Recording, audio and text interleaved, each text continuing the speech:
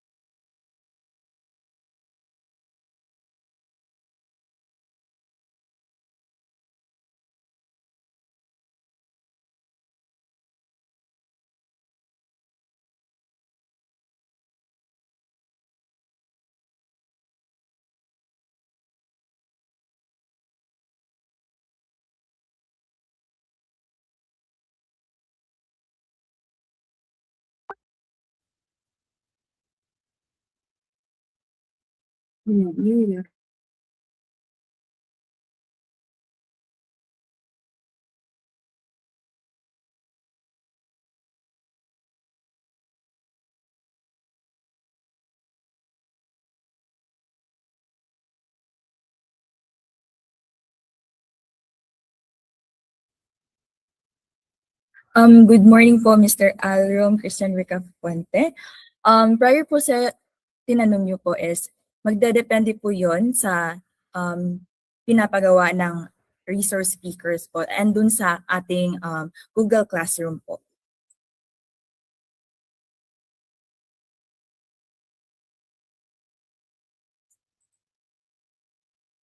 How about the others po? Kindly type in the chat box your name po, tagasan po kayo, anong school din po, saan school? Para malaman namin kung saan umabot yung ating webinar ngayong araw.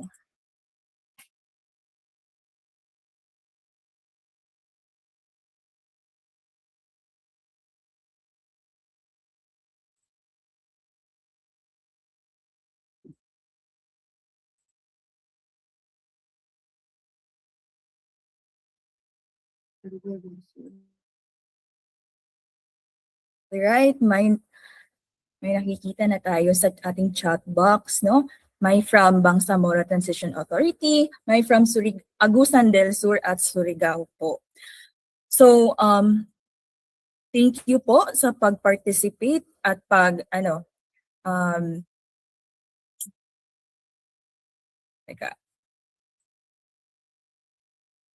pag-spend po ng time joining here today in our webinar. So before we formally begin, please make sure that your microphone is muted, your internet connection is stable, and your learning mode is on because today's webinar will surely be insightful and engaging.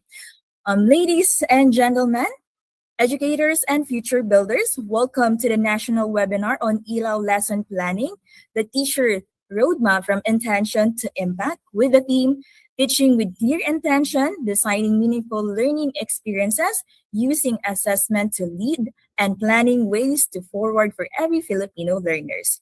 Today's webinar is collaborative space to explore how purposeful lesson planning creates meaningful learning and lasting impacts. Together, we will learn, reflect, and strengthen our practice from intention to impact. Also, we would remind all participants to join the official Google Classroom for this webinar. The Google Classroom will be used for self-paced activities, learning materials, announcement, and activity submission. Please make sure to join the Google Classroom using your registered email address. Check the posted activity and instructions, Complete and submit the required activity within the given schedule and regularly check your Google Classroom for important announcements and updates. All right, to start with a positive energy, let's do a quick webinar spool check. If you are excited and ready to learn, kindly type future ready.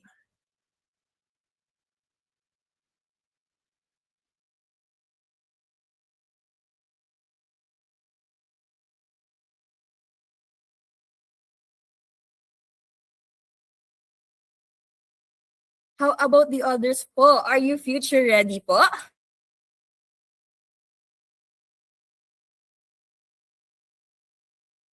All right, the energy in the chat box is amazing and thank you for your enthusiastic participation.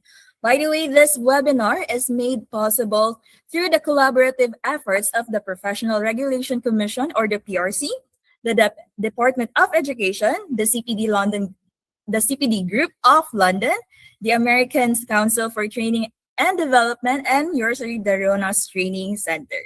We sincerely thank all of our partners and stakeholders for continuously supporting programs that promote quality education and professional development. To ensure a smooth and productive webinar experience, kindly observe the following webinar etiquette.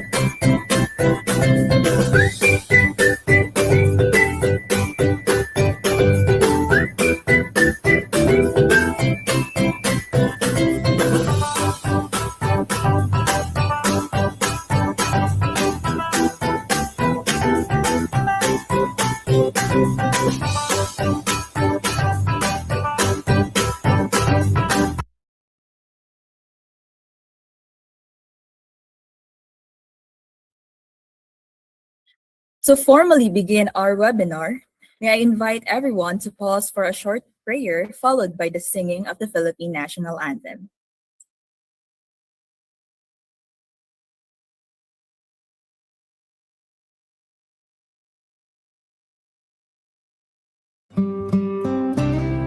Dear Heavenly Father, we thank you for gathering us all today in this important endeavor. We ask that you bestow your guidance and blessing upon each attendee. May we honor one another by keeping an open mind. May we voice our truth and listen with an open heart. Bless everyone present today, that each may be able to share his or her contributions and gifts. Grant good health and safety to loved ones left outside this room, and bestow peace and goodwill to all of us. We ask for your wisdom and grace to use our talents for the betterment of others. May the various activities related to this day be a success through your intervention. With gratitude, we offer this prayer in your name. Amen.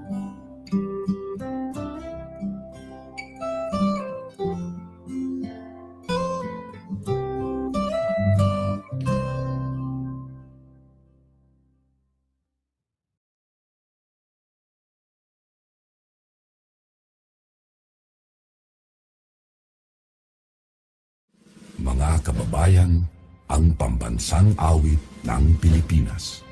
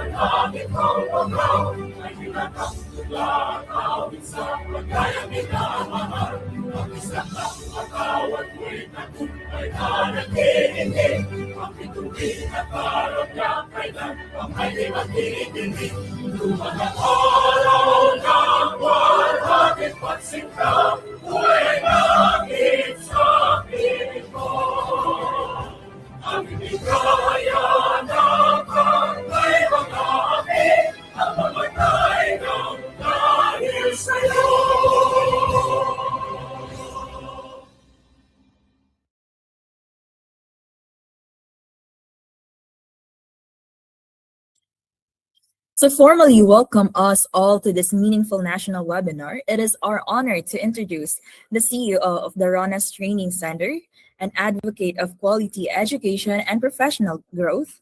Please help me welcome Dr. Franz Byron Giwan. Isang magandang araw, mga gurong may dalang ilaw. To every teacher watching and joining us today, from the smallest classroom in the barangay to the biggest school in the city, kayo ang dahilan kung bakit may pag-asa pa ang ating bayan. To our DepEd leaders, to our master teachers, to every Filipino educator joining us now from every classrooms, offices, and home across the nation, mabuhay po kayo. Today, we do not just open a webinar. Today, we light a torch. Welcome to the national webinar on Ilaw lesson planning, the teacher's roadmap from intention to impact. Mga kasama, let me ask you, what happens when a teacher walks into a classroom without a plan? It's like a ship sailing without a compass. But what happens when a teacher walks into a classroom with Ilaw? The whole classroom comes alive because Ilaw is not just a framework. Ilaw is a promise that no Filipino learner will be left in the dark. Intention. Teach with fire in your eyes. Before the bell rings, before the first slide, ask yourself, para kanino ito? Para saan ito?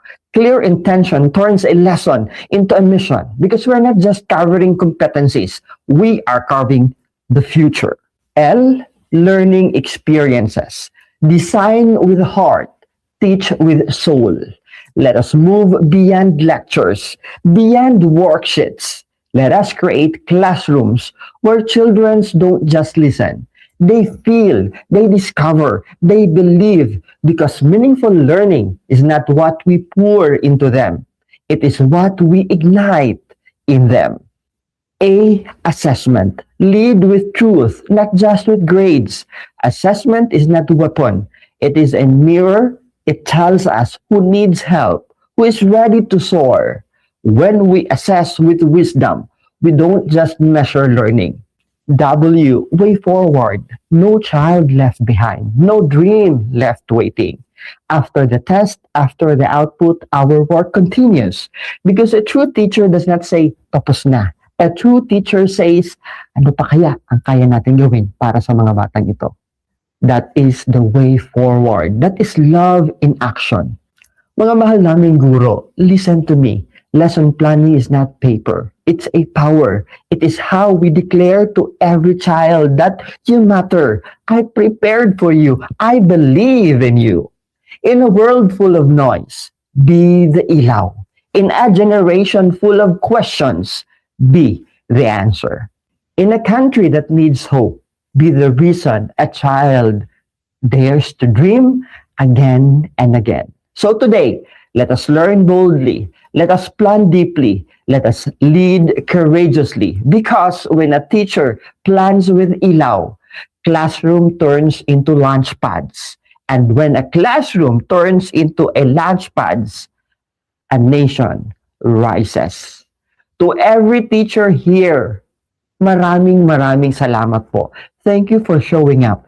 Thank you for staying. Thank you for fighting for every learner. Mabuhay ang mga gurong Pilipino. Mabuhay ang ilaw ng bayan. So let's begin from intention to impact. From one lesson to a thousands of lives change. Maraming salamat po. May God bless us all.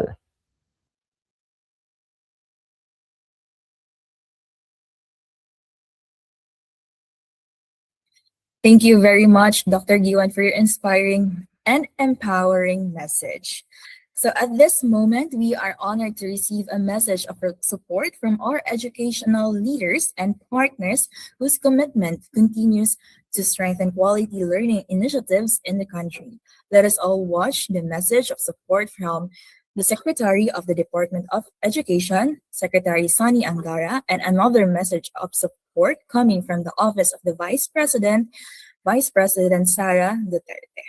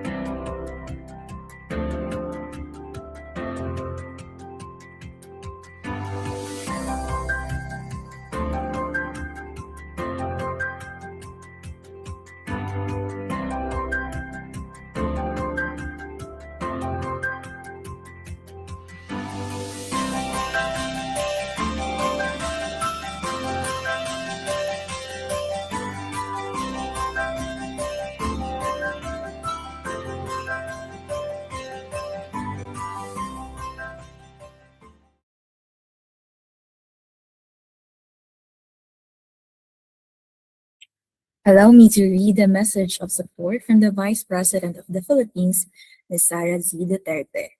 Nurturing achievers, empowering educators for future-ready classroom. Assalamualaikum warahmatullahi wabarakatuh. My warmest greetings to the RANAS Training Center, led by the CEO, Dr. Franz Byron B. Guan, as you conduct your 2026 National Seminar, workshops, and webinars for educators, school leaders, and administrators nationwide. Educators are the bedrock of national progress. As our educational landscape evolves, providing teachers with meaningful, cutting-edge, continuing professional development is a vital responsibility. I commend Rona's Training Center for living up to your mission of realizing opportunities, nurturing achievers, and as an accredited CPD provider recognized by the PRC and international bodies. Your track record of empowering over 15,000 educators last year reflects commendable dedication to academic excellence. Your 2026 focus on curriculum adaptation, action research, instructional leadership, classroom management, and child protection directly equips our school leaders to foster safe, future-ready learning environments. To all participating teachers and administrators, thank you for your commitment to lifelong learning. By continuously upgrading your skills, you help build a more accessible and quality education for every young Filipino. May this series of seminar, workshop, and webinars prove to be a resounding success. Mahalin natin ang Pilipinas para sa Diyos, sa bayan at mahalin natin ang Pilipinas. Ibalik natin ang tapang at malasakit. Ang lahat ng ating ginagawa ay para sa Diyos, sa bayan at sa bawat pamilyang Pilipino. Syukran.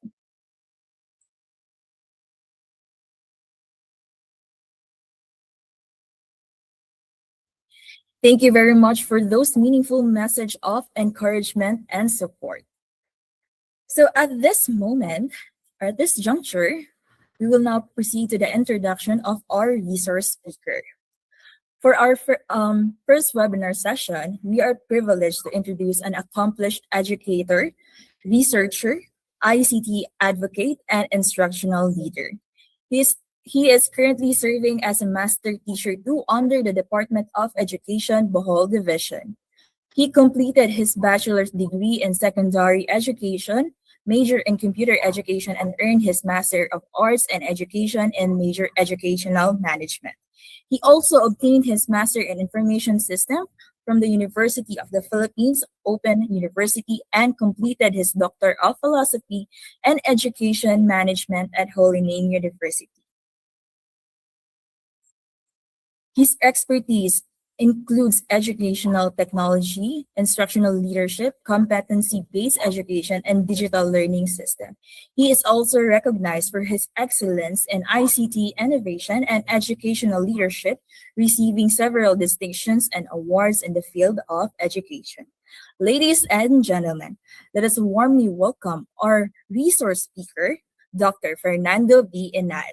Let's give him a virtual round of applause, please. Thank you so much for that very generous introduction, Mary Joy. And let me just share my screen if you could allow me, please.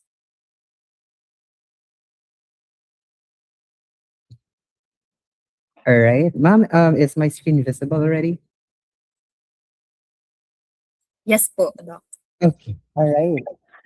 Good morning, everyone. I hope everyone's fine and are ready to embark on a journey of being able to really understand, the Ilaw framework that was implemented during the start of school year 2026-2027. So this is basically a whole day webinar, all right, entitled "From Intention to Ways Forward: Designing a Responsive Lessons Through the DepEd Ilaw Framework." So once again, I'm Fernando Ened, and I'll be your resource speaker and learning partner for today. So I use the phrase learning partner deliberately because our goal is not simply to listen to a discussion about Ilaw. Our goal is to actually examine the framework, test its logic, because I know that we still have a lot of questions pertaining to how to really do ELAW in terms of planning the lesson, and use it to design lessons that are clear, responsive, and workable in actual classrooms. So not just basically a compliance because our MT or our school head is requiring us to submit, but basically to make use of the ELAW framework to really plan and make sure that the learning competencies that we're trying to address are being manifested by the objectives that we have set for the sessions planned for the lesson. And of course, the activities, the learning experiences are aligned to the objectives as well as with the assessment. So by the end of the day, I hope Ila will feel like less as another requirement and more of a practical way of organizing sound instructional thinking. All right. Doc Franz, it appears that you're not on mute. Okay. All right. Yeah. Okay. Now, before we discuss policies, frameworks, and lesson components, let us begin with a more fundamental question. And that is, when does a lesson planning become meaningful, not merely compliant? So please think quietly for about 20 seconds, then share one phrase in the chat. So your 20 seconds starts now. So please think about it. Again, when does lesson planning become meaningful and not merely compliant? And whatever your thoughts are, please send those to the chat panel. So I'll be able to read those before we continue with the next part of our webinar.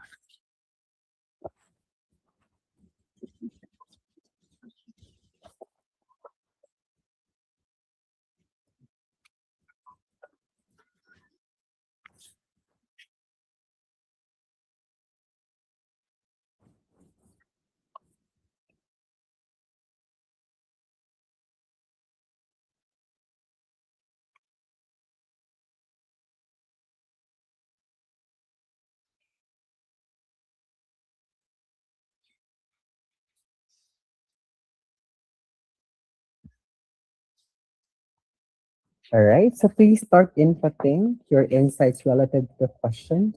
So I'll be able to see them. So I actually changed my sharing settings, so I won't be able to flash on screen as to who am I reading now in terms of the responses.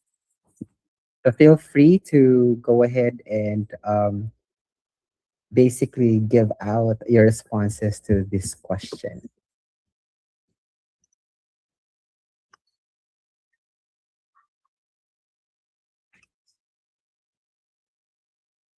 And I believe everyone is already typing the responses. And I'm quite curious as to what would be your responses to this question. So, when does lesson planning become meaningful and not merely just about compliance?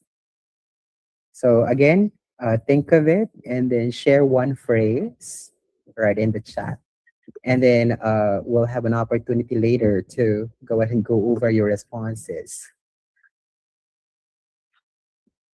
All right, so we have a response here, planning with purpose, not just compliance. And I totally agree, that for every time that we plan a lesson, we just are not doing it for the purpose of it being as a requirement, but with a purpose. The purpose of being able to actually address, right, the the learning competency set forth in the curriculum guide.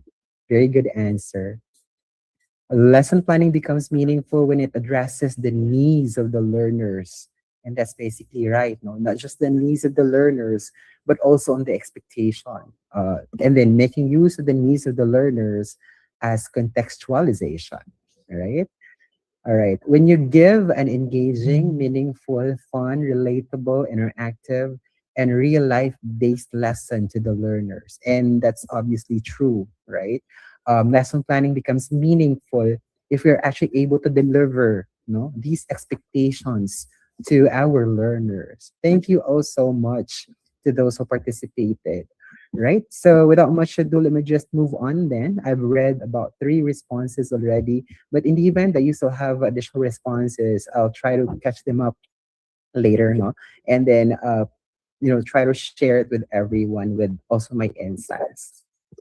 Okay, so just to provide you an overview, this will be our intended outcome. So um, at the end of the day, we should be able to explain the purpose and the four components of the Ilaw framework, right?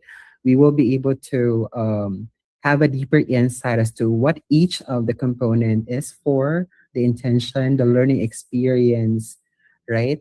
The assessment, and then the ways forward. Next is design and align lesson that responds to real learner context. So this is to answer the question of a participant a while ago if we will be mandated, right, to actually write a lesson plan. And the answer is yes, no? Because later on will be our write shop, and that includes presentation of outputs as well. And our third goal for the day is to be able to review lesson plans using developmental evidence based feedback. And of course, the fourth one is to commit one practical shift in classroom planning. So I hope that everyone is ready, for whatever is in store for today. Now, the structure of today's webinar mirrors the Ilaw framework. Considering that we'll be doing Ilaw so much as well, that we'll also be following the same framework in our webinar, right? So our intentions clarify where we are going. The learning experience allows us to explore and apply the framework. Assessing learning will require you to produce and present evidence of your understanding of the Ilaw framework. And the ways forward will help you reflect, improve your output, and identify your next professional action. So, in other words, we will not only talk about Ilaw, we will experience Ilaw through our webinar, and this also would make the webinar accountable. If the afternoon workshop does not align with the morning intentions, the one that we will be setting up, in the morning session, then you can or authorized to actually blame me academically as the resource speaker. Now, right now, so At this point, I'd like you to actually go ahead and rate yourselves. No? How confident are you in designing an Ilaw-based lesson plan? So let's establish our starting point on a scale of 1 to 5. How confident are you? And a rating of 1 means the framework is still unfamiliar, and a rating of 5 means you feel ready to guide another teacher. So please start in right? 1 to 5. 1, you're not yet familiar, and 5, you are ready to guide others. So this will become my basis in my future activities as we go along with the webinar. Right, so we have 3, we have 2. Right, anything else from our participants? 3. Okay, so we're halfway there, right? At least a 3, you now have a full understanding. You're able to apply that already, no? Into your own respective plannings of your lesson. So it appears that we are looking at 3, no, as the mean for this group, around 2 to 3. All right, thank you so much for being honest with your responses relative to this conflict. All right, now before we proceed, please register using the link shown on the screen. This registration will help us organize the workshop and document participation because later you'll be asked to actually draft your lesson plan, and then I will be setting up a submission bin so that you'll be able to freely submit your lesson plan there. And I actually set up an AI to detect alignment of the learning competency to objectives to learning experience, and objectives to assessment, so that you'll be able to see as to how aligned your plan is, so that we will be able to actually get additional insights relative to recommendations or feedback on how to go ahead and actually have that improved. So you may go ahead and scan the QR code, or if you don't have the gadget to scan it, you can just copy the link and paste it on a browser. You should be able to see a Google form there, and all you have to do is fill in your first name, your last name, and then your email address, preferably um, email addresses under the Google Workspace. Your debit email is definitely a Google Workspace, or if you have a personal Gmail, that would also work because I'll be enrolling you to the system that I prepared for the workshop activity later in the afternoon. So if you're done signing up, please give me a thumbs up so I'll be able to know if a lot of you have already signed up for it. It only asks 3 questions, if I'm not mistaken. It's just gonna ask for the first name, the last name, and your email address. So hopefully we already have responses. So I have here 2 responses already.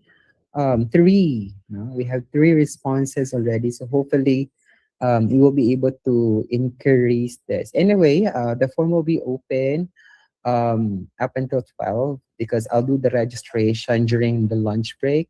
So hopefully you'll find the time to go ahead and register.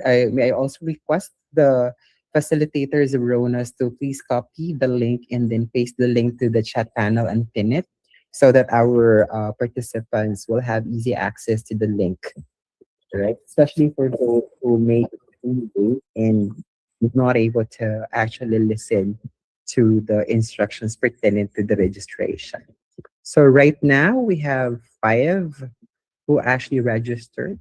Anyway, like what I mentioned, I'm not gonna close it. I'm just gonna close it during the lunch break for the registration process. So anyway, Ronas will also be pasting or pinning the link. So in the event that you're not able to catch up the link, or take picture of the QR code, you can just go ahead and easily trace it back to the chat history. All right. So let me see if we have a lot of reactions already.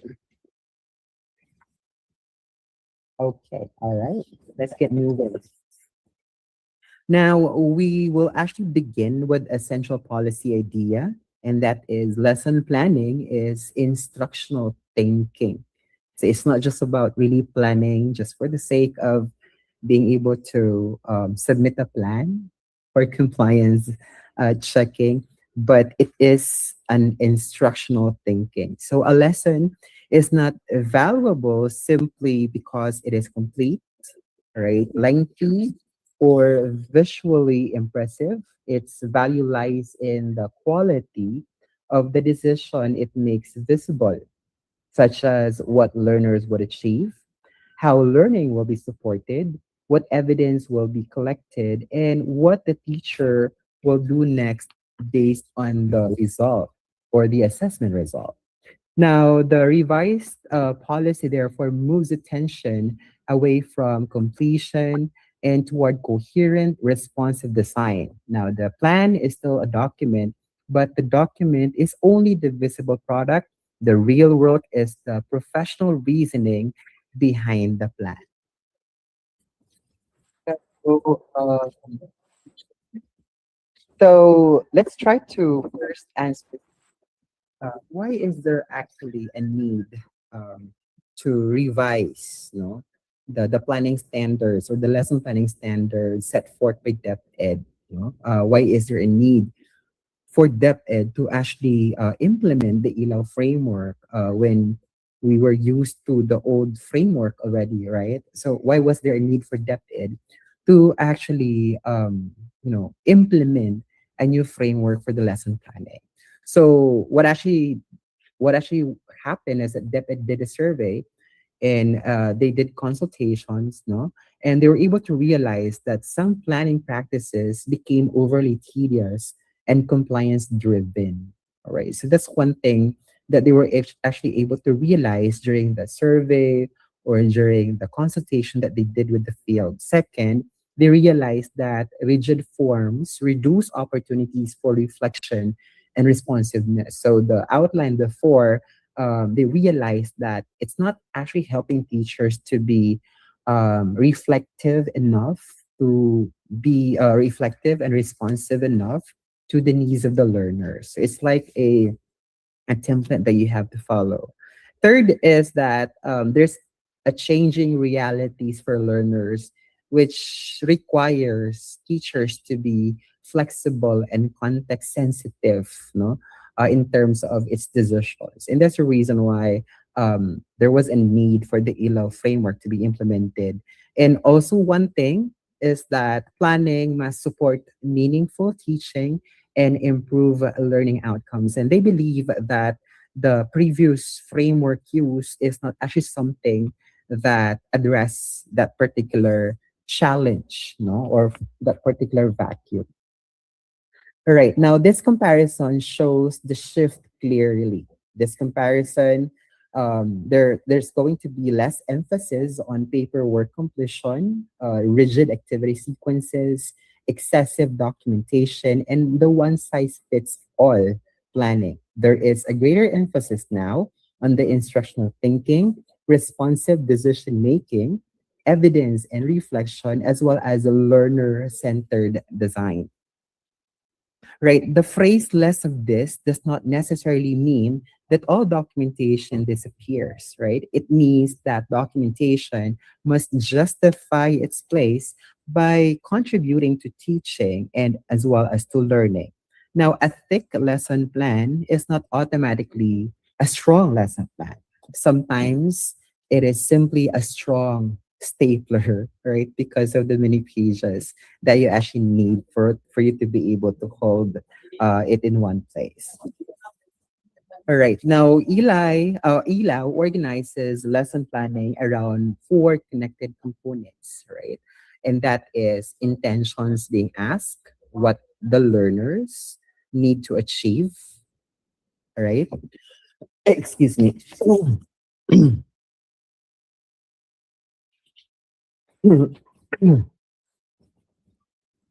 Right. So the revised approach recognizes teachers as professional decision makers. Teachers would clarify learning goals. They would also interpret learner needs, adjust instruction based on evidence, then assessment results guide both immediate intervention and future planning. So if you could notice in here, there's actually an emphasis of the assessment because one thing that the higher ups was able to actually recognize is that it appears that our assessments are not actually actual evidence that our learners are proficient with the set of learning competencies, no, that are being set in the curriculum guide. And that's probably this a good explanation to why we are actually producing a lot of you know honor learners, right? I'm pretty sure that in the past there are instances wherein all the learners in a section are actually honor rolls, right? However, if you try to kind of compare that with probably NAT or National Achievement Test, or if you have division achievement test, or even PISA, we can then question, why are we producing a lot of honor learners, but when they're being assessed externally, they're poorly performing? And I'd like to share a text now, because I'm a master teacher too in DepEd Bohol.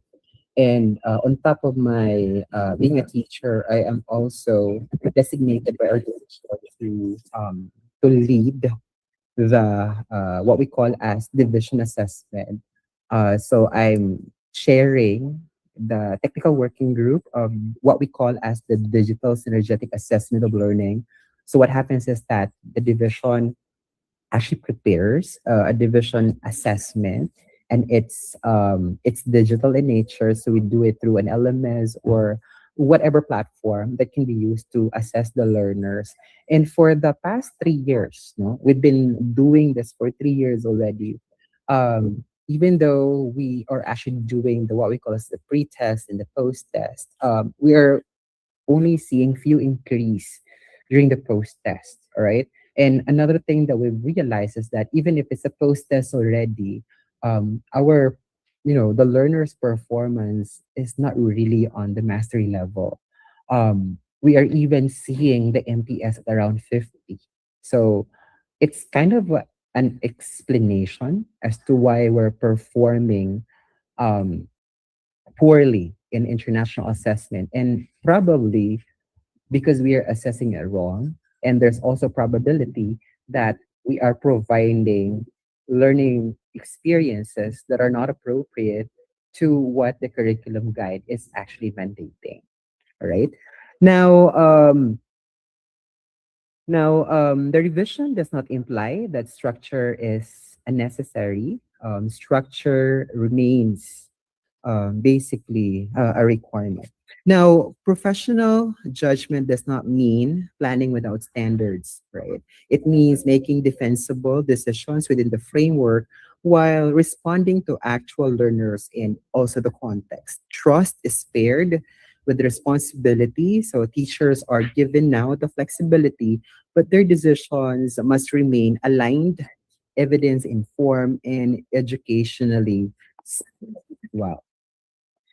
All right. So the Ilaw is the simplified national standard. It's not even a template, or there's not even a form. They have the Annex B, but it's not something that you're actually mandated to follow, because Ilaw is a framework and it's not a template.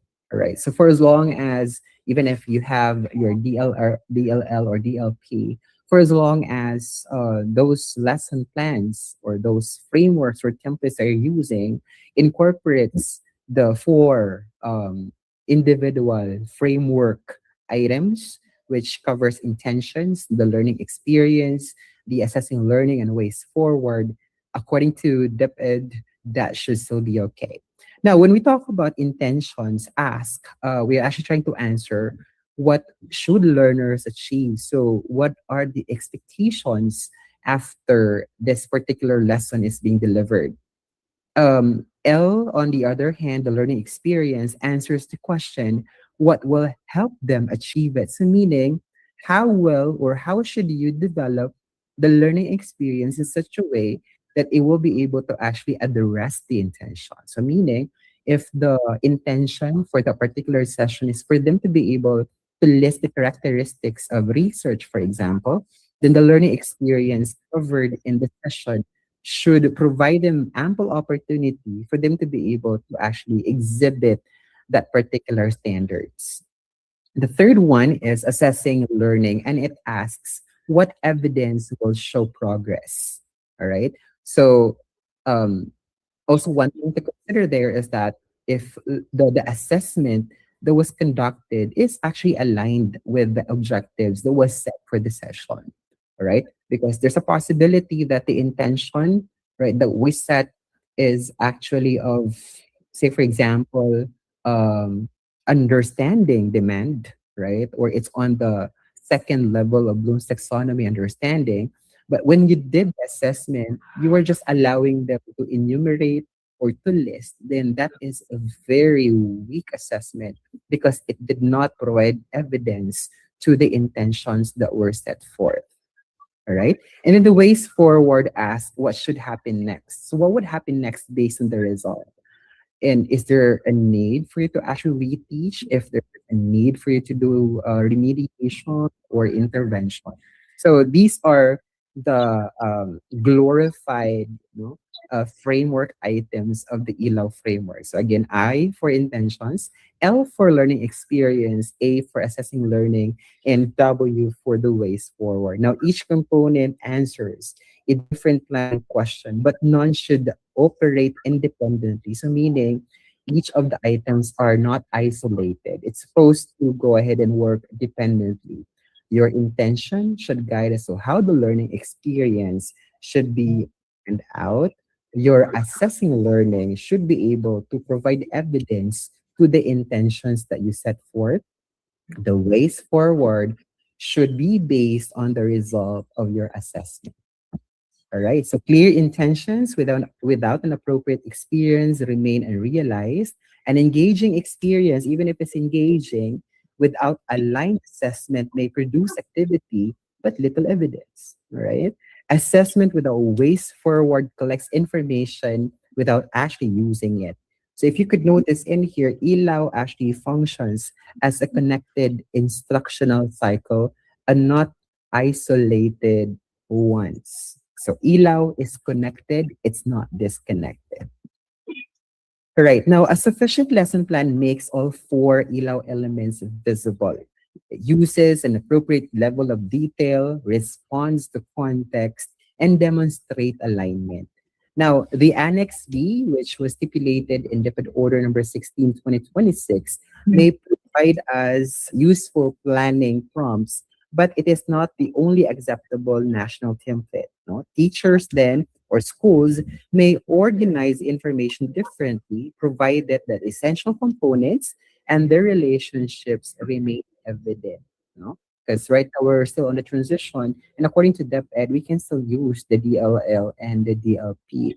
Well, it's okay to use them. We have to ensure that we are already incorporating the ELAW framework, such as that your DLP or your DLL must have the clear intentions. It must have the aligned learning experience.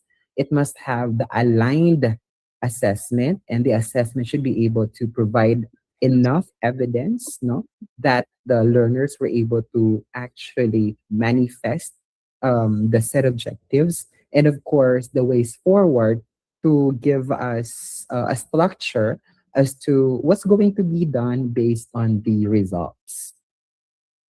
All right. Now, the distinction is important. A guide supports professional judgment, but it does not replace it. No? So our question should therefore not be, did a teacher use my preferred table? The right question or the stronger question would be, can I see the instructional logic of the lesson? So that's going to be the best question to answer when actually being asked what template to use.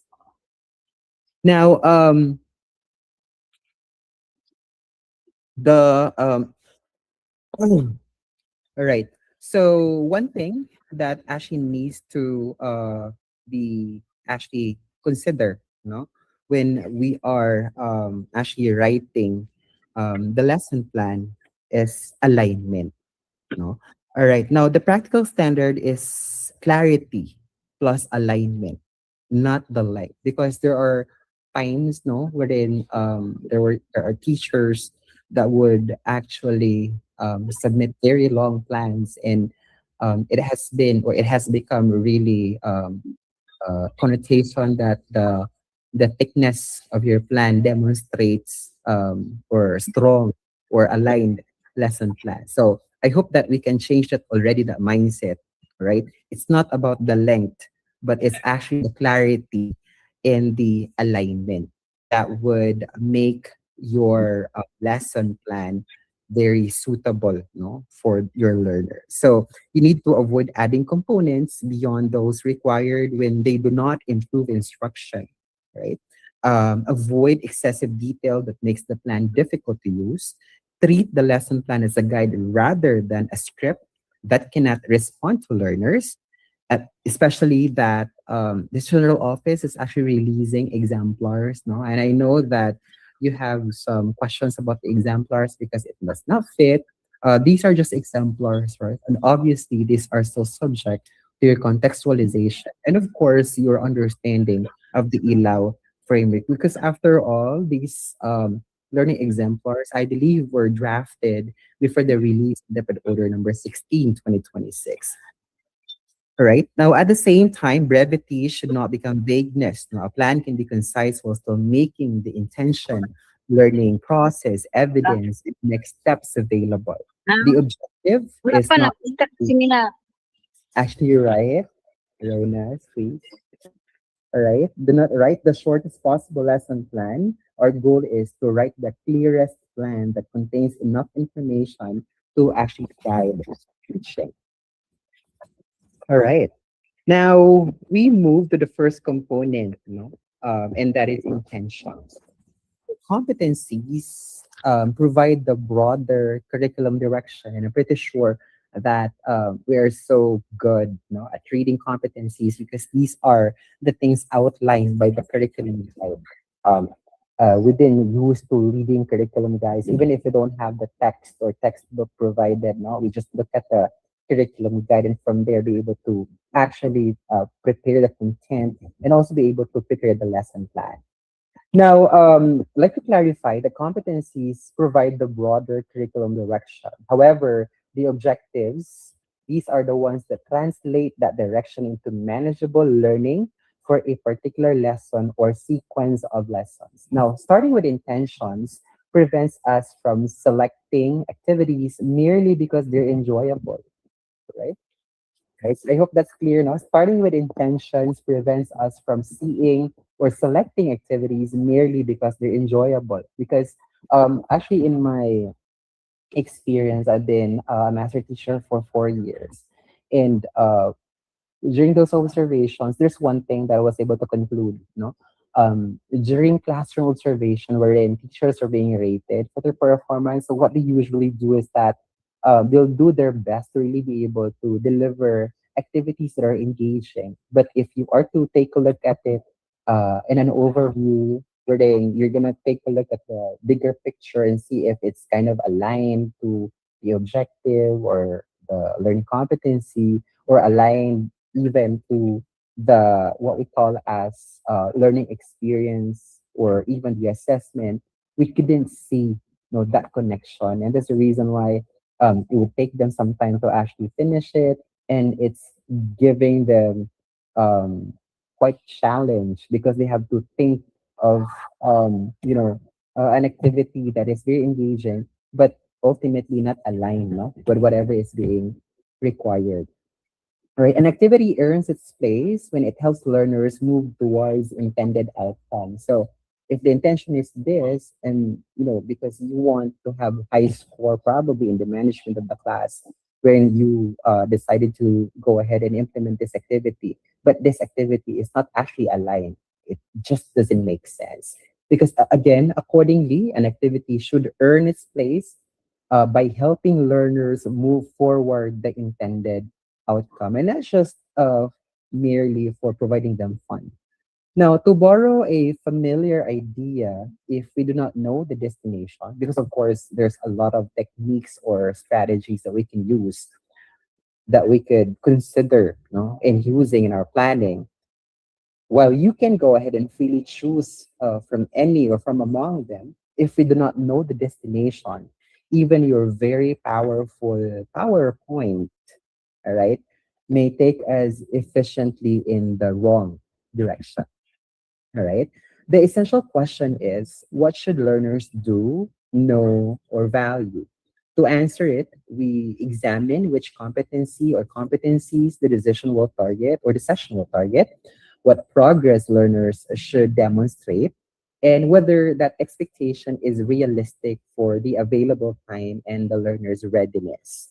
The intention should describe learner performance, not simply teacher activity, such as discuss the topic, all right? Because it will only tell us what the teacher may do. Um, and then probably if we have this particular question, explain the relationship, it would tell us, if that is the objective of the session, to explain the relationship using evidence. It would tell us, what learners should demonstrate, and not, based on basically after the evidence is gathered, not just, kind of assess what they have memorized particularly. Now, a useful information gives both teacher and learners a clear picture of the expected destination. So the root word here is really, what will learners demonstrate? And that's basically the question that's being answered by the intention. Right. Now, there are four useful planning actions when working with competencies, right? We may go ahead and target one competency when its learning demand is focused, or we may unpack a broad competency into manageable objectives, or we may cluster related competencies when their relationship is meaningful, especially for learning areas, no, that are not so clear with the sequence. I know for TLE, it's not quite that good in terms of the competencies. But if you could take a look at the values education or ASP, you would notice that their learning competencies are actually properly laid out, because the cognitive demand of the competency is clearly stipulated. And then under these competencies, you would see already the sub competencies, which would basically guide you with your objectives. And these objectives are already aligned with the cognitive demands, no, based on Bloom's taxonomy. All right. Or we may also sequence learning across sessions when mastery requires progressive development. Now, these actions are not interchangeable. The correct choice depends on the breadth, complexity, and relationship of the learning demands. So we always go back to the learning demands for this matter. Now, our goal is not to fit as many competencies as possible into one lesson. Curriculum coverage without sufficient learning, after all, is merely a fast tour of unfinished ideas. Now, let's go ahead and take a look at the first one. Now, let's focus on this first option, target one competency when the demand is sufficiently focused. Now, a competency can stand alone. It can stand alone when it represents a coherent learning target that can reasonably be developed and assessed within the available instructional time. However, one competency does not automatically mean 1 hour. We must still examine its cognitive demand, the prerequisite knowledge, and expected evidence. Now, this is where professional judgment becomes important. Now, the number of words in the competency does not tell us how difficult it is. No? Some very short competencies even require very long thinking.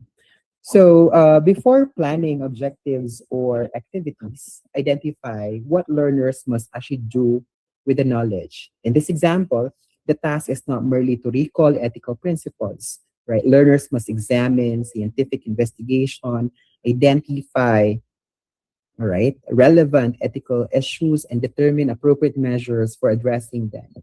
So, based on item 7, the one that's highlighted here, what's the cognitive demand, or what cognitive demand does it suggest, right? Can you provide a guess, or can you provide your answer?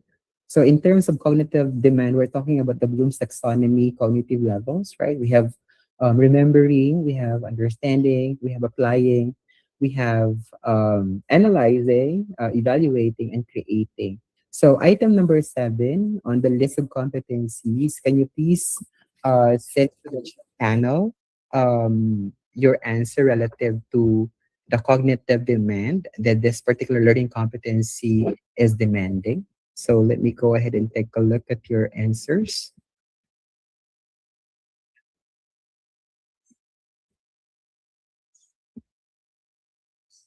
All right. Can you, all right, we have analyzing here. What else?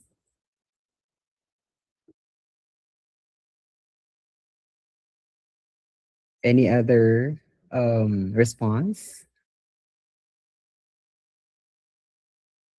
And we have an input from one of the participants. The activity should always derive to the objectives or intentions, and that's basically correct. Any other response, right, for this particular item? Determine the research gaps of a given topic, right? What cognitive demand does it fall under? Any wild guesses or any realistic response based on the set, what we call that learning competency. We also have understanding, right? So we have varied answers. We have one talking about analyzing, and we have another talking about understanding. I need another response, please, before we'll move forward. We only have two currently, so there are about 22. We have analyzing, okay? All right. Anything else? Okay. So I'll just get back to the later. So let's try to go ahead and determine determine the research gaps of a given topic. Now, if you could notice, if we're to focus on the verb, you would most likely construe it as either just understanding or remembering, right? But what really is the cognitive demand, of this learning competency, right? This learning competency is actually analyzing, because if you go ahead and take a look at the entirety of the learning competency, it's not about just determining identified gaps, no, that they have to really understand. If you could notice in here, it's even more than that of applying, because what happens now is that they should be able to determine the research gaps of a given topic. So meaning they are given a topic, and based on that topic, they're going to be determining the research gap, and not determine as a verb that is usually used under understanding or remembering, but determine on a higher level, which is already under the analyzing. Now, second here, um, excuse me. All right. No, now, once the target demand is actually clear, say, for example, we're able to determine that it is analyzing, the next question that we then ask will be, what smaller learning steps will help learners actually reach it? No? Scaffolding objectives should not replace the competency with easier learning, right? And I'd like to highlight on that, because there are tendencies that we tend to go ahead and simplify the learning competency, and it results to a point where it's no longer really aligned to the original competency. Our goal of being able to simplify it has deviated from the original expectation, right? The purpose is to build toward target demand progressively. So meaning we should be able to provide opportunities for learners to be able to step up. Say, for example, the demand is analyzed, then our activities should be tailored to in a way that our activities are still folded towards hitting that particular cognitive demand. So meaning our activities should involve wherein, we have activities pertinent to remembering, understanding, applying before we even reach into analyzing. Right? Now, for an analyzing competency, learners may need first to relevantly identify vocabulary and principles, then conceptual understanding, followed by a guided application to simpler cases, and then only after those foundations are established that they can analyze a more complex investigation successfully. And I'd like to highlight, because this is kind of what I've observed in my experience. Um, there are tendencies wherein if the learning competency is that too difficult, the teacher will just go ahead and actually just discuss it. No, say for example, it requires application, but the teacher is finding it hard to actually kind of properly implement that in a class. So what happens is that the teacher will just discuss and then afterwards provide assessment, which is really focused on recall, and that is actually wrong because what's supposed to happen is that the delivery of the session or the lessons must be based on what the competency requires it, right? So if the competency requires analyzing, then the teacher has to be able to plan activities that would provide scaffolding opportunities for them to be able to actually land on the analyzing cognitive level, right? And how are they going to do that? First, we need to have an activity that's focused on providing concepts and principles to the learners and set of another activities or other activities that would actually enhance learners understanding of the concept, not just recall them, right? And next would be to actually provide activities that would allow the learners to apply the knowledge that they have learned, all right? And only after that they have shown proficiency on that particular objective that you could proceed with the next, which is already on the analyzing level. All right. All right. So good scaffolding is temporary support toward independence, not a permanent lowering of expectations. So I hope that we're clear about that because that has been like, the issue in terms of, delivering the lesson as well as planning of the lesson. Tendency is that we lower the expectation, right? Because we consider the context, but doing so actually is allowing us to deviate from the expectations set forth with the curriculum. All right, now let us build the sequence now. So, what should learners remember before they can analyze ethical issues? What must they understand? What should they be able to apply? All right, before completing the full analytical skills or task.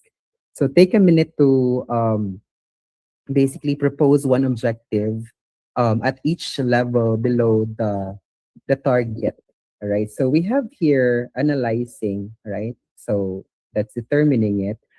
Um, I want you to go ahead and, diba, if you could notice, determine the necessary measures needed to address the ethical issues of a given scientific topic is actually under analyzing as well, right? Because it's not about determining what they can recall, based on the lesson, but it's determining what they would do. It's even more than applying because applying is just really applying on a simple context, and analyzing is it is already applying it to a higher level, right? So, say for example, the learning competency states determine the necessary measures needed to address the ethical issues of a given scientific investigation, and we identify that it's analyzing.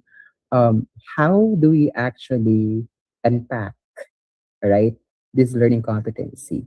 So, I need you guys to please go and use the chat panel and identify the scaffolding objectives that are necessary or essential in being able to actually achieve the intended learning competency of determining the necessary measures needed to address the ethical issues of a given scientific investigation. So please use chat panel for your answers.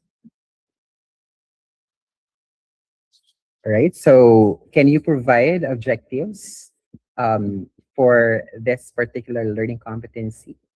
Diba, our goal is for the learners to be able, that's the expectation, that learners will be able to determine the necessary measures needed to address the ethical issues or a given scientific investigation.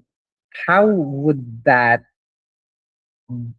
how do we plan it, or what would be the objectives that we need to go through for our learners to actually be able to achieve on that kind of level? So can you please share the scaffolding objectives that you can think of, right, that would allow learners to be able to determine, because obviously determine necessary is analyzing, right? And we've understood a while ago that For them to be able to actually do that, they would have to go through the first three cognitive levels, right? They have to have a good remembering, right? What the topic is, understanding. They must be able to apply the knowledge that they have, and only then that they'll be able to expected to possess the analysis skills of the given topic if they're able to actually sufficiently address the first three requirements. So, what do you think would be the objectives that are necessary, right, for your learners to be able to attain this level of competency? Determine the necessary measures needed to address the ethical issues of a given scientific investigation, right? We have here list the basic ethical principles in scientific research, remembering. What else?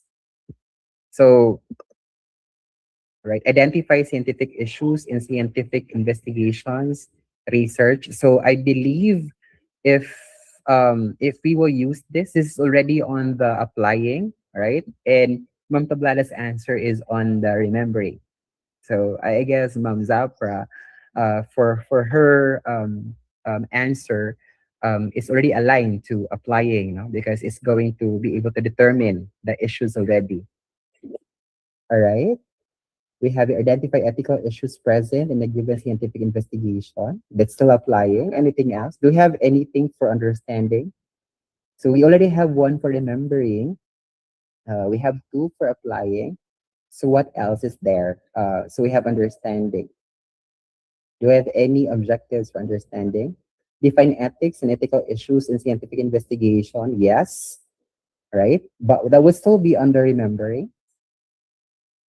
All right. Do we have anything else particular to understanding? Because the we need to have these different levels, right? Explain scientific issues in scientific investigations research, and explain is basically understanding. So good job, everyone. But let me go ahead and provide you suggestions as to how it can be scaffolded. All right.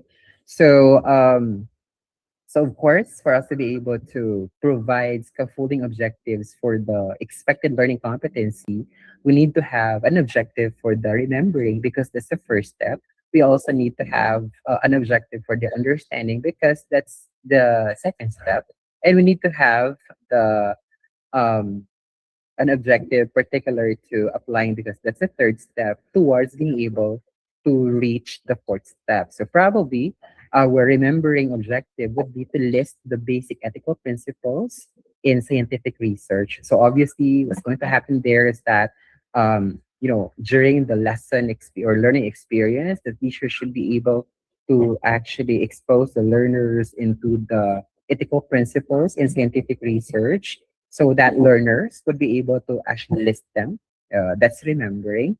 And then on the second one, under understanding, explain why ethical principles must be observed in scientific investigation. This basically would account, all right, their understanding as to why ethical principles has to be observed, no, when conducting scientific investigation. And then we have the applying that is already identifying the ethical principles violated in a given scientific investigation.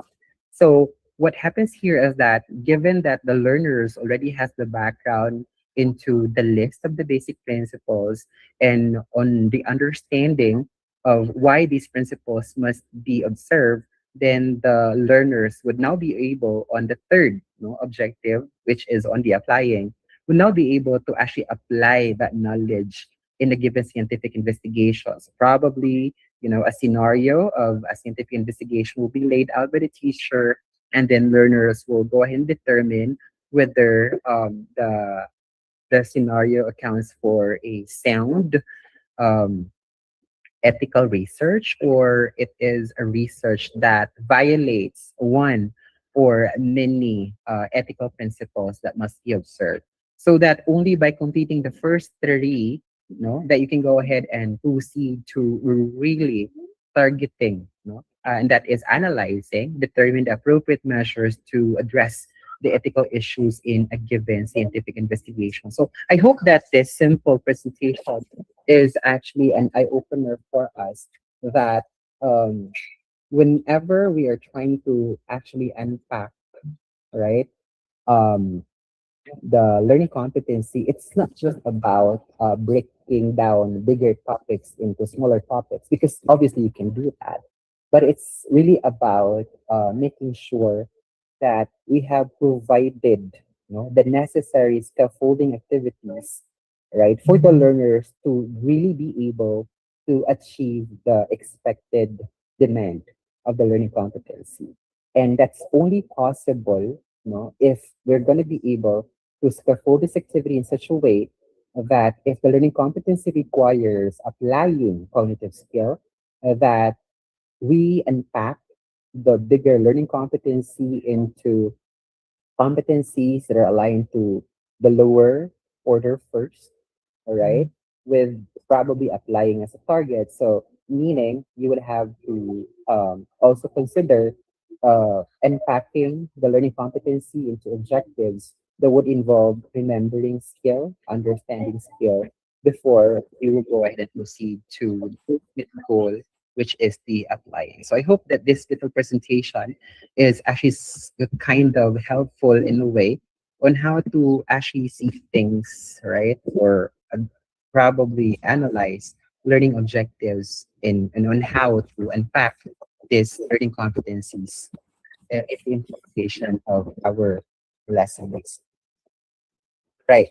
Now, the third one here is clustering um, related competency in the relationship is meaningful.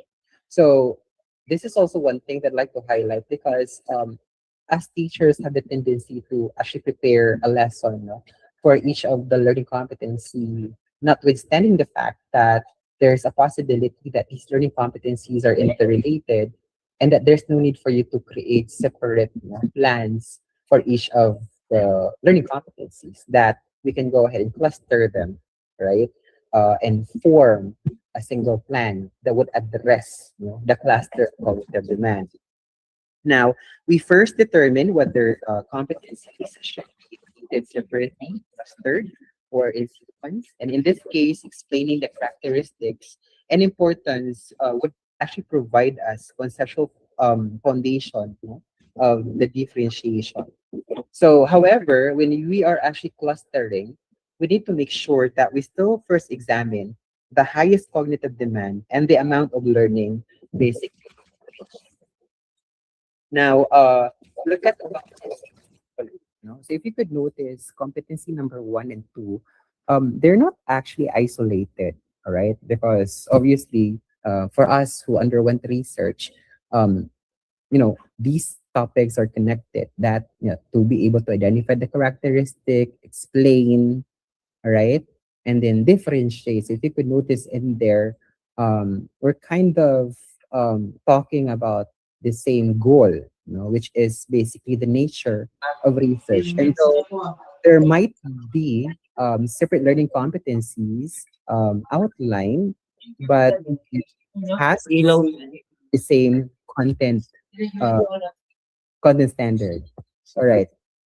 So if you could notice in here, learning competency 1, and then it has actually another one, the explain one, and then number 2, which is differentiate basic research from applied research. If you could notice, it's actually kind of interrelated, and therefore, it would make more sense that I will just go ahead and actually plan it as one. All right. And accordingly, for us to be able to do that, since we're clustering them, we still need to look at the highest cognitive demand. Now, based on this cluster, what is the highest cognitive demand? What knowledge and understanding must the learners develop before they can meet that demand? Okay? So I want you to please go ahead and propose, right, the highest cognitive demand of this clustered competency. Please go ahead and write your answers into the chat panel. So given the clustered competency, what is the highest cognitive demand now of this clustered competency? So I'm excited to look at the answers. Can I see your responses on that clustered cognitive demand? All right. What is the highest or clustered learning competencies? The highest cognitive demand. Then you type your answers on the chat panel.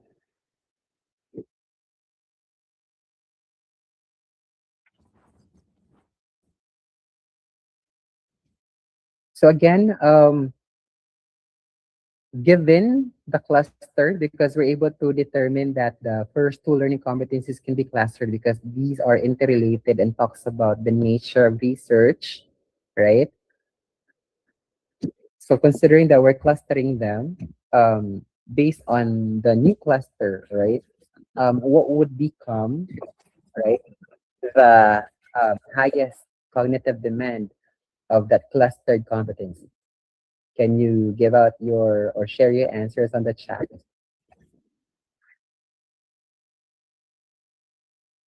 Remember that the verb does not erase the lower demands, no, embedded in the competency, right? So please, okay, we already have a response here. Analyzing. Can we have another answer? Analyzing. Okay. Any other answers? At least four. Okay, we have analyzing. We also have understanding. Okay, okay, let's go ahead. Right. So the answer is actually analyzing. Now, the target demand is analyzing because learners must examine the purpose, characteristics, and applications of two research types and use those dimensions to distinguish one from the other. Because if you could notice, no, because we're clustering it, so meaning we'll take a look at the as to the demands. If you could notice, the identify the characteristics of the research, basically they're just going to identify the characteristics. So that's basically falling under remembering. They explain the importance of research that falls under understanding. But if you can notice on the second, to which we actually clustered as well, it says differentiate basic research from applied research. So that alone means that we're going to be comparing, no? Right? Uh, so meaning it's on a higher level, all right? Because not only would it allow the learners to actually apply, but it's going to be on a higher level. That's differentiating already the basic research from the applied research. So if the learners merely label an example as basic or applied using a familiar rule, that may be applying, but differentiating the two through several dimensions and examining the relationship among those dimensions requires already analysis. So this distinction will later influence how we construct assessment items, right? A simple definition question cannot provide evidence that learners can differentiate research types analytically. So it's not just about really being able to differentiate, based on the given example, but also on real world context or scenarios, right? So that actually falls under analyzing. So the next question now is considering that this is under analyzing, what would be the appropriate scaffolding objectives that we need to identify for us to be able to get through to the expected demand of this clustered learning competency? Can you please write your responses in the chat panel? What would be the scaffolding objectives? So if I say scaffolding objectives, meaning you would have an objective for remembering, another objective for understanding, another objective for applying, and then you can just go ahead and provide, no, copy as is the one that's with the highest cognitive demand, that is differentiate. So can we see your answers on the chat?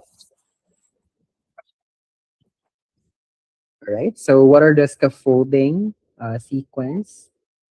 Right. List the types of research and its characteristics. And I believe that addresses the first the first item on the cluster, just identifies. You can notice you can just basically make use of that as is because that's already concretely, spell out remembering already. And you can even do the same thing, for the explain that alone can be considered under understanding. But we need to have, if we already have the remembering, understanding, and then we have differentiating as analyzing, what would be the best applying, uh, cognitive applying objective that we can set, right, for this clustered competency? Do we have any answer for that? Like what I mentioned, for the first one, which is identifying characteristics, you can use that as is as your remembering objective. And to explain the importance of research, you could also use that as the scaffolding objective under evaluating. So our problem now is what would be the best scaffolding objective right under applying, so that the second one here, differentiating basic research from the applied research, is something that we can use already under analyze. Do we have any answers? Can you write your answers in the chat panel? Can we give out a scaffolding objective under applying?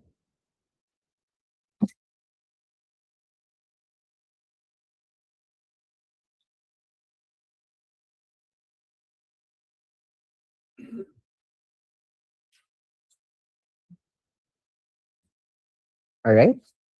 What do you think would be the best or appropriate applying?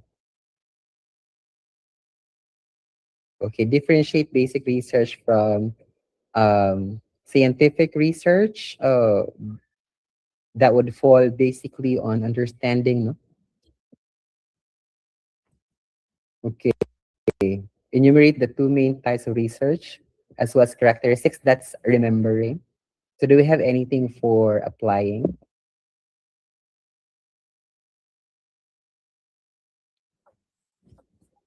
Classify given research scenarios as either basic or applied research based on their characteristics and purpose. No? All right. Pwede.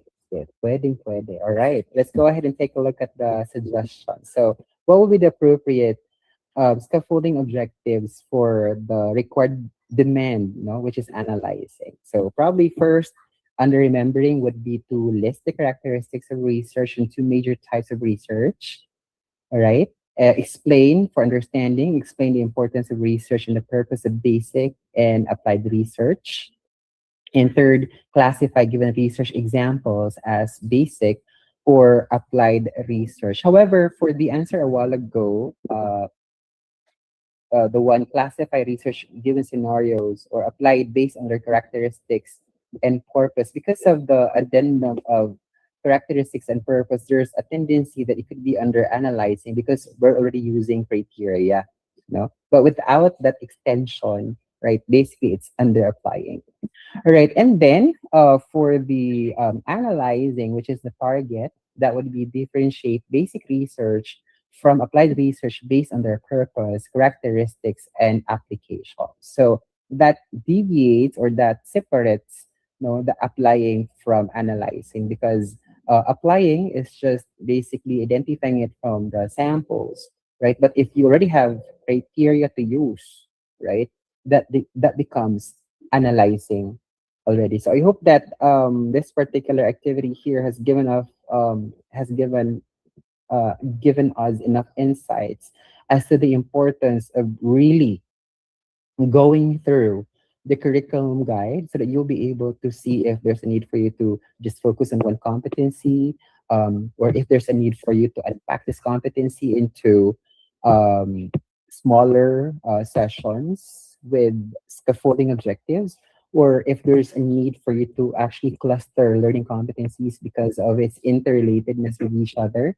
All right, so that afterwards you can go ahead and determine what would be the appropriate, scaffolding objectives that you need to actually do in the class delivery, so that you'll be able to actually achieve the objective. So, in summary here, again, a learner would only be able to achieve the desired expectation, all right, if our objectives are scaffolded towards being able to having it achieved, you know, We can just, let learners proceed to analyze without having to go through remembering, understanding, and applying. Because how would they be able to analyze if they didn't even remember? How would they be able to analyze if they don't even understand? And how are they going to be able to analyze if they don't know how to use the knowledge, right, that they've gained out of the probably sessions that you're able to implement in a particular lesson? All right. Now let's move on to the fourth one, which is sequence learning across sessions to support progressive mastery. Right. So we now ask whether this entire sequence can be right. Ronas, right? Please request for the mic. Right. Although the competencies are related, the progression includes several cognitive demands. So learners need time to develop foundational understanding, practice classification, receive feedback, and of course perform the final analysis. And that's the reason why that we to allocate level, no? And that's the reason why it requires careful planning, or else, the whole process, the implement, would eventually fail to meet the expectation. All right. Now, there are four clustering competencies that not necessarily mean placing them as one. They can remain connected while being distributed across session. All alignment includes alignment of time. An objective that is theoretically appropriate but impossible with its schedule is not yet a workable intention. So I hope that we now have a good understanding already of the high component of um, framework. All right, Ronas, please, I will request a participant to be muted.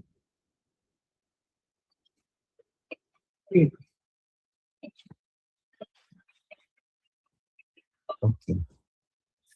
Okay. So, if you are to rate yourselves with 1 to 5 in terms of, writing intentions, how would you rate yourselves after this activity? Can I please have your response in the chat? 1, meaning you're still not familiar, or 5, you're already confident that you can go ahead and teach it to your response.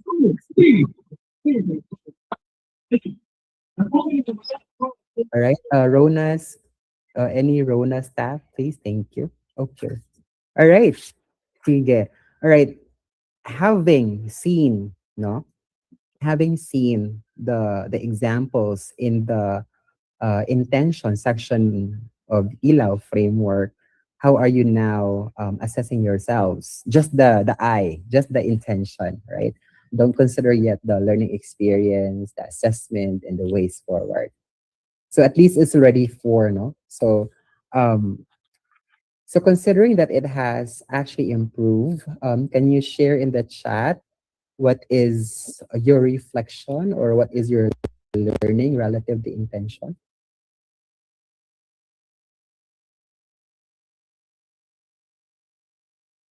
All right. So eventually, what happened here is that we're still focusing on the intention, right?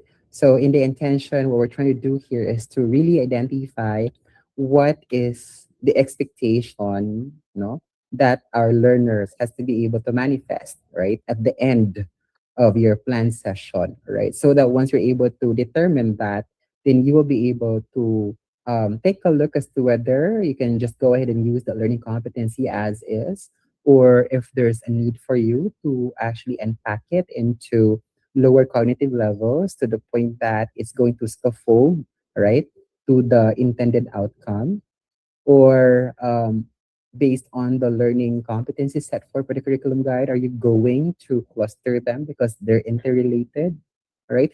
But the most important thing here is that once you're able to determine the cognitive demand, that your next step should be able to actually provide scaffolding objectives, and these are smaller items or smaller units towards being able to actually, achieve the expected performance requirement or cognitive demand, no, of that particular competency.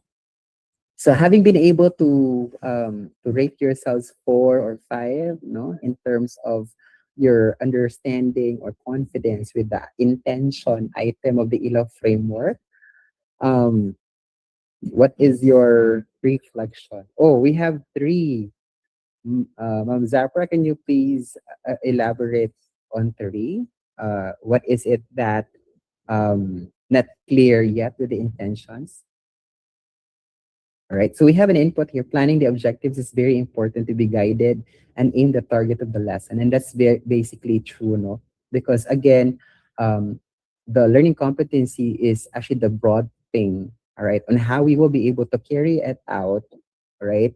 That's going to be based on the objectives. And therefore, the objectives must be not only aligned, but scaffolded towards the learning competency it aims to address.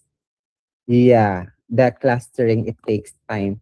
And that's true, right? And that's the reason why there's the ELAW framework actually allows, no, the DepEd number 16 actually allows collaboration, right? So that many heads will be able to actually easily determine if there's a need to cluster, or if there's a need to just stick to that particular learning competency, or there's a need for something else. No? And that's the reason why in the ILO framework, it is highly recommended that there's collaboration, all right, among the teachers.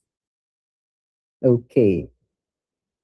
All right. So it's a good thing that you're able to actually share your realization on the intention. No? So in the intention, it's not just about copy pasting the learning competencies, but in the intention, that is where you would need to lay out all the scaffolding objectives that would allow the learners to actually achieve the expected skill, no, which is what the learning competency calls for. Okay. So, do we have any other insights? If you have insight, please go ahead and share it. We have another one. Yes, scaffolding objectives play an important role in helping learners gradually achieve the learning target. That's very good realization, sir. By moving from remembering to understanding and then applying, students build knowledge step by step rather than being expected to master complex concepts all at once. Very good realization, Sir Versolona. And that's totally true. Because diba, it's like if we're gonna put that into an analogy, you wouldn't be able to step onto the fourth staircase, right? Without having to go through the first, the second, and the third.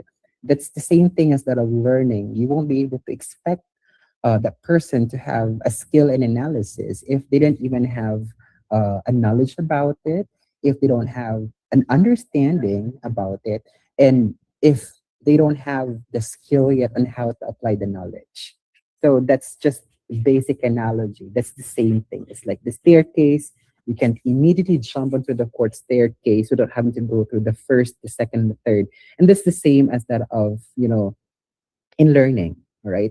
You won't be able to actually expect learners to just be able to apply already the knowledge if in your objective, the objective, when you unpack it, you're only up to understand, right? We have another realization here: breakdown competencies from simple to complex. So from what is the learning expectation as stipulated in the learning competency, the easiest way to break it down is to go ahead and actually determine what would be the right objective that would be allocated for the remembering skill, right?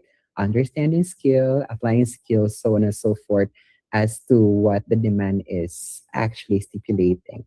The teacher must comprehensively identify the learning competency which needs to be clustered or not. And very good. All right.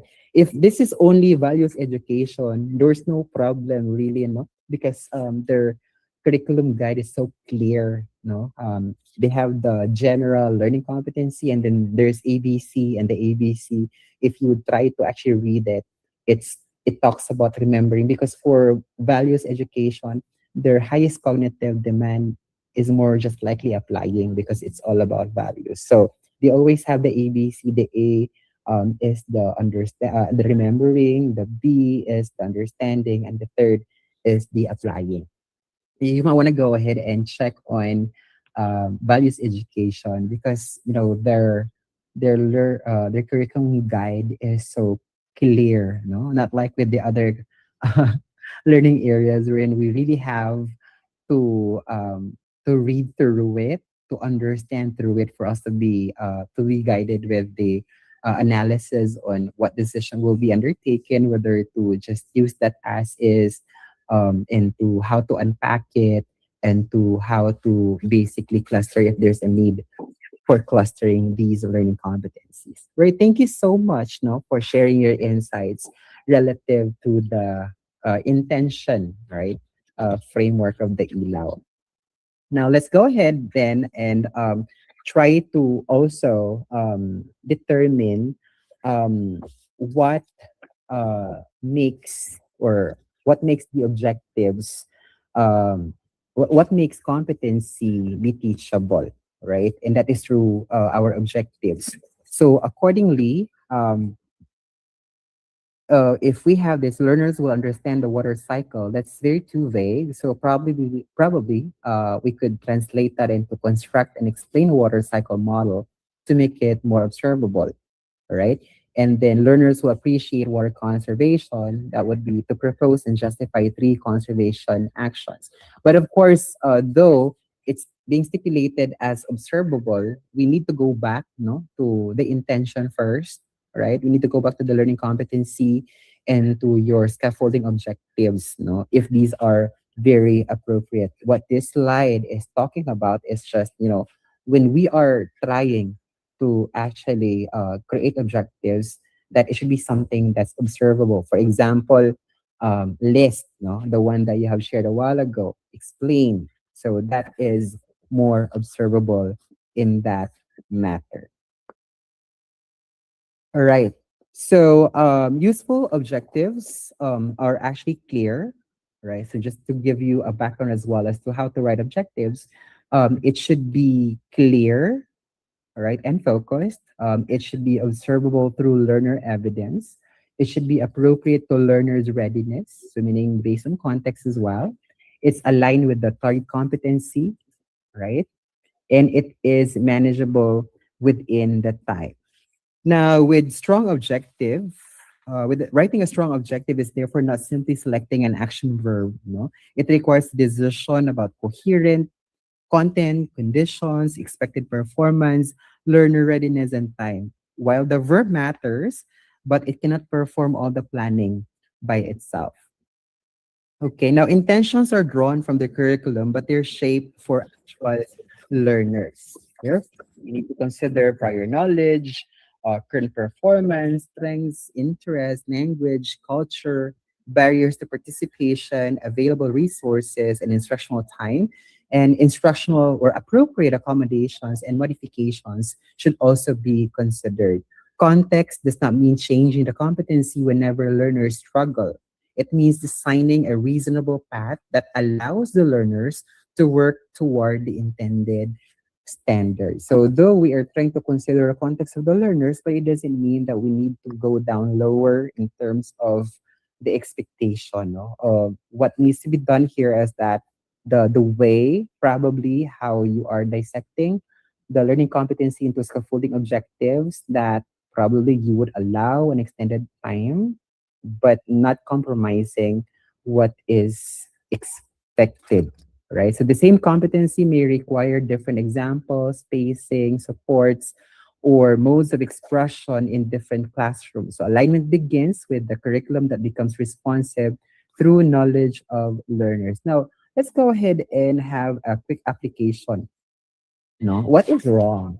So if the learning competency states that develop testable problem statements, and the teacher just went ahead and say the objectives of my class for me to be able to teach learners to develop testable problem statements is to understand how to develop testable problem statements. So um, please tell me what is wrong, with the scaffolding objective, and please share your responses in the chat.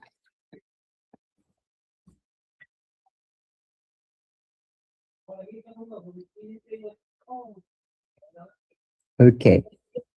All right. For this particular learning competency and objective, please identify what's wrong. All right. And please share your responses in the chat. What's wrong with that particular objective? What's wrong with that scaffolding objective? And just to give an emphasis, that's something that I've experienced, no?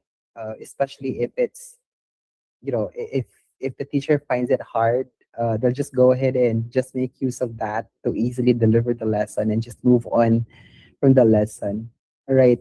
So it's not observable. Yes. The word understand is not smart. Yes. Okay. What else? Any other observations as to why this is wrong or this is not admissible as a scaffolding objective for the given learning competency? Not aligned, right? What else? Can we have another two responses?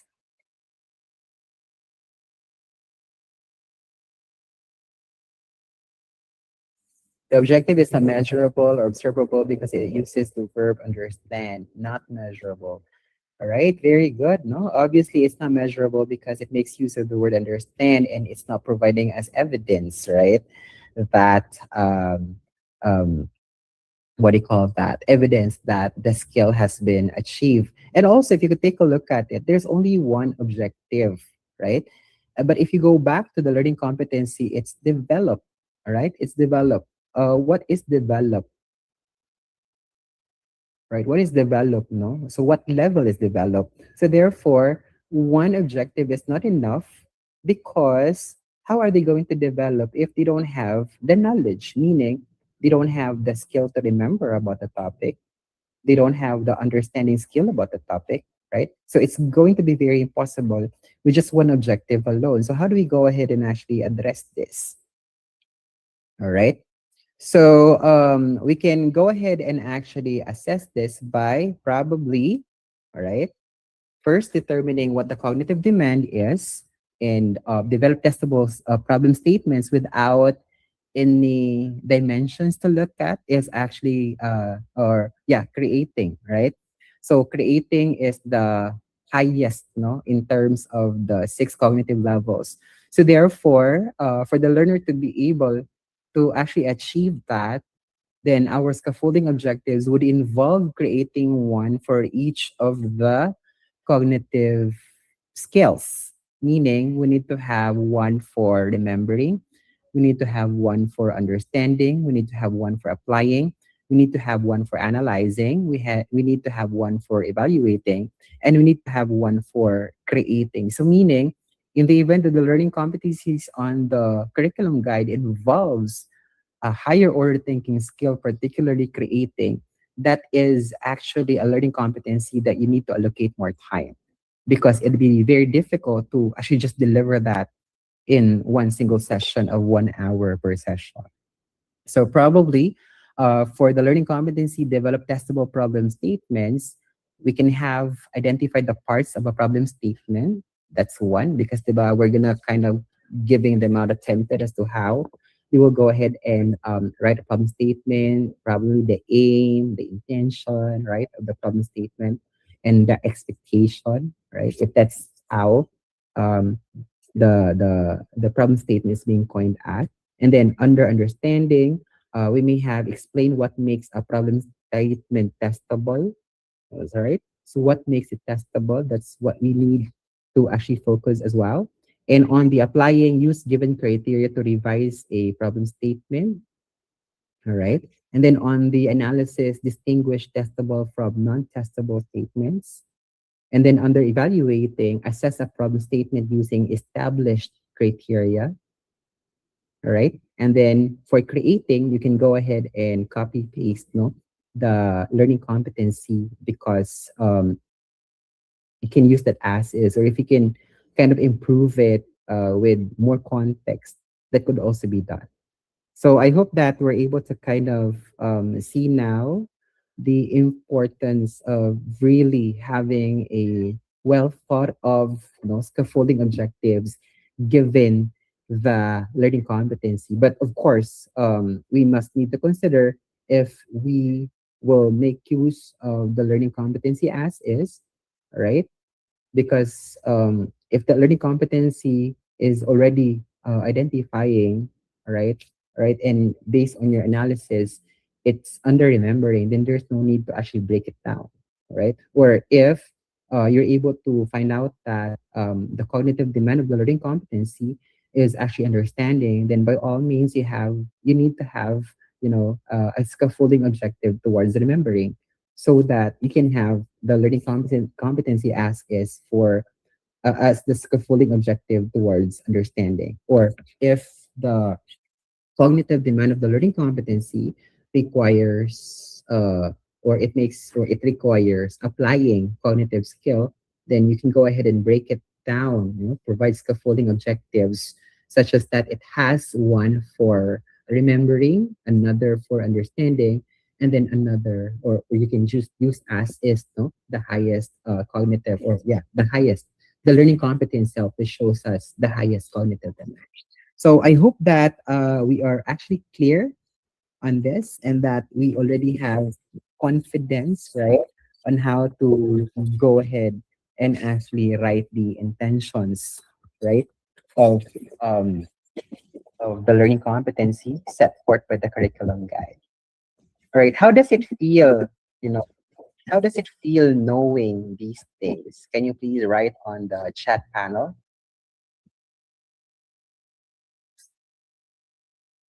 Did the presentation provide you enough confidence now on how to be able to actually write the intentions part of the Ilaw framework? Can you share your insights on the chat?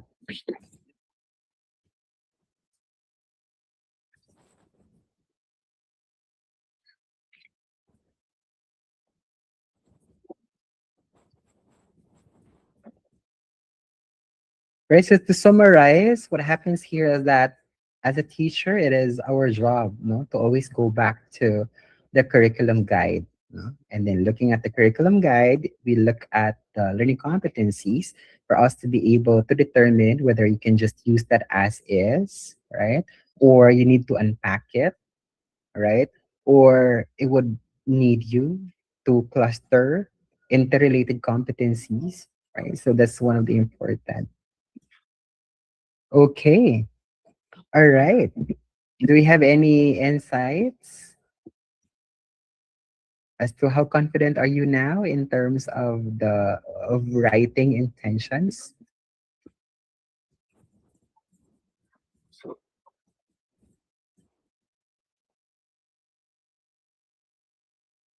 Okay. All right. So let's go ahead then and move on to the next framework. No? Right. The next framework of the Ilaw framework, and that's going to be the learning. Yes. Because we're able to determine and identify already the scaffolding objectives, the next question will be, how do we go ahead and actually plan learning experience? No. So with the destination clarified, we now move to learning experience. Now, this component asks how learners will be supported in reaching the intention. So meaning, how would I support them for them to be able to actually manifest the intention specified by my scaffolding objectives?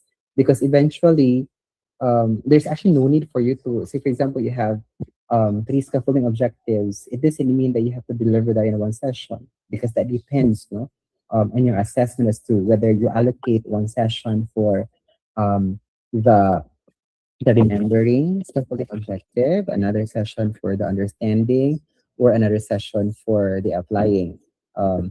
Because that depends on the qualities.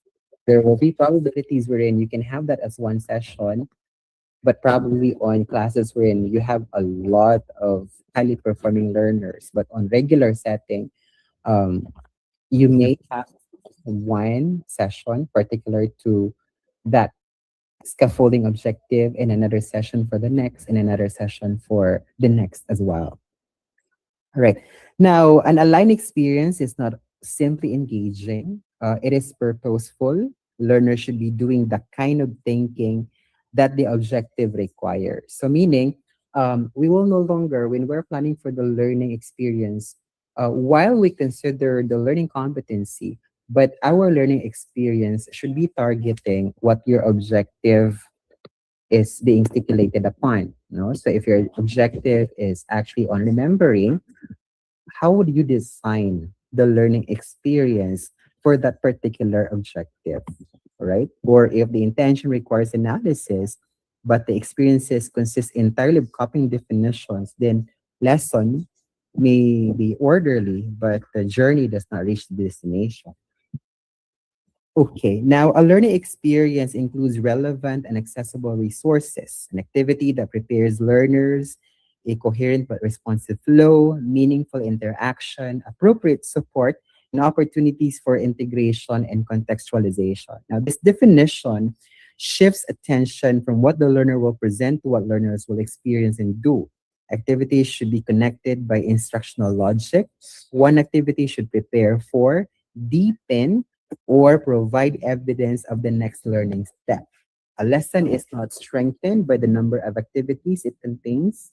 And I'd like to highlight on that because most of the teachers have the tendency to really incorporate a lot of activities, even three activities, and then that's just the activity within the abstraction, right? Um, Not inclusive of the activity for the analysis as well as the activity itself. No, I have seen teachers really integrating a lot of activities, but doesn't make sense if we go back, to the objectives.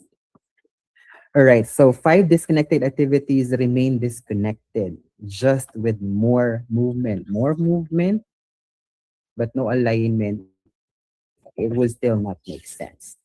Right. So pre-lesson preparation serves several purposes, right? Checking readiness, activating prior knowledge, surfacing misconceptions, and establishing focus. And that's basically the purpose of the pre-lesson. Because, diba, if we go back to the learning experience framework, it does not only talk about the flow, it also talks about the pre-lesson section that you need to fill out. Now, on the other hand, the resources should also be checked for accuracy, relevance, accessibility, availability, and practical alternatives. No, so these are the things that we need to be considered in terms of the resource because there are tendencies wherein we're finding it hard to really remember the sources that will just go ahead and copy paste the source from one lesson plan to the other. So it should be something that's highly relevant, really, of of the scaffolding objectives. Right. Now, a pre-lesson activity does not have to be lengthy or elaborate. Its values lie in the information and readiness it creates. For example, a short prompt may reveal whether learners possess the concepts required for the lesson. That evidence can influence grouping, pacing, explanation, and support before the main learning experience began. Okay. Now, a lesson plan provides direction, but instruction must remain responsive, right? During the lesson, observe learner responses, right? Questions, misconceptions, and unexpected prior knowledge so that you will be able to actually adjust examples, no? Adjust your pacing, adjust your grouping, and adjust your support when necessary. Responsiveness, right, is not a failure to follow the plan, right? Because you might think that, oh, I was not able to follow the plan because of the untoward circumstance during my delivery. No, if you talk about responsiveness, it is part of the expert implementation. The strongest plan already anticipates the need for adjustment and gives the teacher a clear enough destination to make appropriate changes along the way. So therefore, a plan should function like a map, but when the road is blocked, we find another route. We do not continue driving into the barrier because it was printed in the itinerary. All right. So meaning, when we are actually planning, we not we need to make sure that we do not imprison it to be something just like that, but it should be responsive based on the context or based on the untoward changes, no, or updates as you are delivering the lesson. Now, there are actually eight principles that are expected to strengthen learning design, right? But while the policy identifies eight principles, all right, it doesn't mean that you have to use them all, no? It still boils down to clear goals and teaching, scaffolding, checks for understanding, retrieval and spacing, metacognition, social learning, values and purpose integration and inclusion.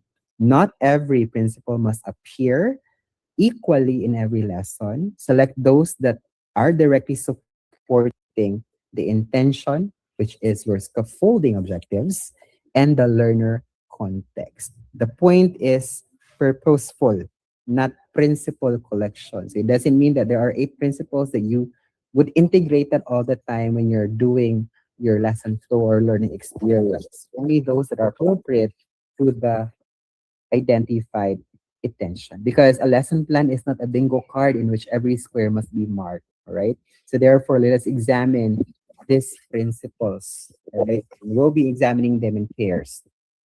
Right. Now, clear goals help learners understand why they're working to what they're working toward. You know, clear teaching includes accurate explanation, useful models, and accessible examples. Scaffolding supplies temporary support through prompts, structured practice, examples, organizers, or guide questions. The support is gradually reduced as learners become more capable. This combination is important because goals without support may create clarity but not access. Support without clear goals may create activity without direction or even connection or even alignment. Effective teaching communicates both the destination and a workable path toward increasing independence. Now, for checks for understanding, on the other hand, gather timely evidence so teachers can provide feedback and adjust instruction. Retrieval requires learners to recall relevant knowledge rather than merely reread it. Spacing revisits learning over time and strengthening retention and transfer. These practices reminds us that learning is not established, right, simply because content was presented clearly once. Learners must be able to retrieve, use, revisit, and connect the knowledge. A teacher may finish the explanation, but learning does not automatically receive a delivered notification. All right. Now, metacognition helps learners set goals, monitor progress, identify useful strategies, and results. Social learning uses purposeful discussion and collaboration to broaden perspectives, clarify thinking, and strengthen belonging. Group work alone is not automatically social learning. All right. The interaction must contribute to the objective. Learners need a meaningful question, identify accountability, and a reason to listen to one another. When properly structured, discussion allows learners to make thinking visible, not merely divide the task among whoever brought the colored markers. Now, learning becomes more meaningful when it also connects with personal purpose, citizenship, community aspirations, and cultural identity. Inclusions ensures that learners have appropriate ways to access content, participate, and demonstrate learning. And this may also involve multiple representations, varied engagement strategies, different response formats for specific supports. Inclusion does not mean lowering the learning intention. It means removing barriers that are not essential to the intended competency. Now, for this particular slide, I'd like to highlight that contextualization links learning with authentic situations. So you need to be able to really connect, no, whatever the topic is, to what is relatable by the learners, because if they're not going to be able to actually relate it, that would become abstract and not concrete. If it's not concrete, it's not something that they can actually relate to. All right. So integration across learning areas should occur when the connection is meaningful. All right. Because I know that in the class observation tool that's being used by master teachers or school heads now, always the first indicator is to integrate within and across, right? What normally teachers would do is to really force integration, even if it's not really connected. So we need to make sure, no, that whenever we're doing that, it's really clear and it's really aligned. Because it will just be senseless if you would like to force it and it's not really something that's integratable. All right. Now, technology should be selected using the same principle. No, use it when it improves access, interaction, feedback, or learning, not merely because the application has attractive animations. Now, the question is never simply can technology be used? The stronger question is what instructional problem will it help us solve? All right. Now, I have here the learning competency to which we were able to identify a while ago as analyzing, and to which we're able to identify the scaffolding objectives, such as list characteristics, explain importance, classify given research example, differentiate basic research from applied research based on purpose, characteristics, and applications, which is the target. Now, let us translate the principles into actual lesson sequence. No? So let's go ahead and try to actually kind of say, for example, we already have identified the cognitive demand and we're able to list down the scaffolding objectives. How are we going to translate this basically into a learning experience? So our target demand is analyzing. Scaffolding objectives move from listing characteristics in types, to explaining importance and purposes, to classifying examples, and finally to differentiating basic and applied research. So before choosing activities, notice the cognitive progression. The learning experience must give learners opportunities to retrieve, explain, classify, and eventually analyze. Therefore, we will use this sequence to demonstrate how a broad competency can be organized into manageable sessions. All right. So a practical decision is to use at least two 1 hour sessions, right? Because if you just focus 1 hour for the list of objectives, I don't think that's long enough, no, to actually cover in one session. So basically, we can go ahead and try to integrate it with the second scaffolding objective, which is explain. So based on the scaffolding objectives and based on the depth and the breadth, no, of the topic and the expectation, no, say for example I realized that I can go ahead and actually plan out two sessions of 1 hour per session, so that my first session will be talking about the characteristics, right, of the importance of research as well as the purpose of basic and applied research, so that session two will now be focused on classification of differentiation of basic and applied research. So meaning for this particular demand based on the breadth, no? So what happens is that I just need two sessions, right? One session that will be focused just on the characteristics of an importance, right? And then another session for the classification, right? So so you also have the tendency, you know, you also it's also in your prerogative that you can go ahead and develop one session per objectives.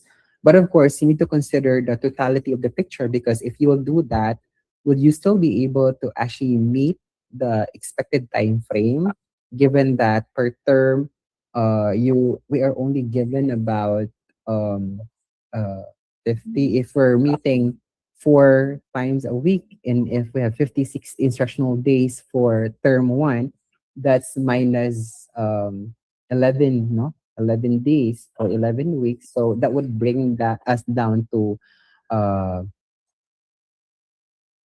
46 days, no. If you're going to be allocating one session for a small objective, would you still be able to actually meet or finish the budget in a 46 days time? So that's the reason why you really have to reassess, no? Uh, Once you're able to determine the scaffolding objectives, try to take a look at the breadth and see if you can go ahead and actually do one session per objective, or for per scaffolding objectives, or there's a need for you to work your way around it, so that you will be able to control the number of sessions that you can allocate, no, for the scaffolding objectives that you planned out. So you just have to make sure that you, again, you plan it in a way, all right, that It's kind of interrelated. You can go ahead and kind of combine it, because if you could notice in here, what is being done here is to actually kind of integrate the remembering, to um, the explain part. So meaning we're kind of integrating the remembering and the understanding into one session, and that the applying as well as the analyzing is kind of integrated into another session. But if you believe, as a teacher, as the expert of the topic, that the applying scaffolding objectives requires one session, and if the analyzing or the differentiating requires another session, then you can have that allocated for 3 sessions. But then again, you have to consider the overall picture. If the expectation is that at the end of the term they will be able to manifest this kind of competency, for example, that you have about 20, so you have to make some, to make sure that if you are allocating, one session for a particular scaffolding objective,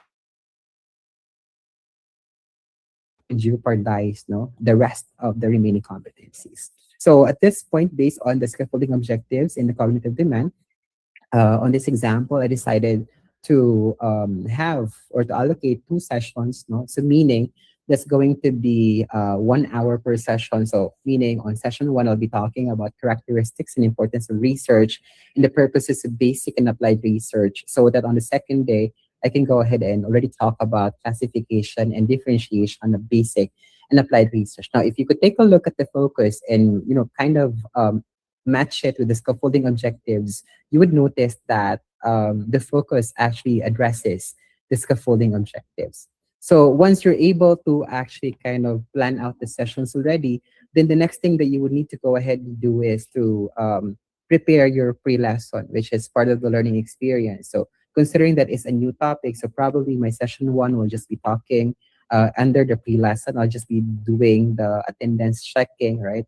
And to make use of a very efficient way of doing that, probably we'll be asking the secretary to just determine who the absent learners are or is.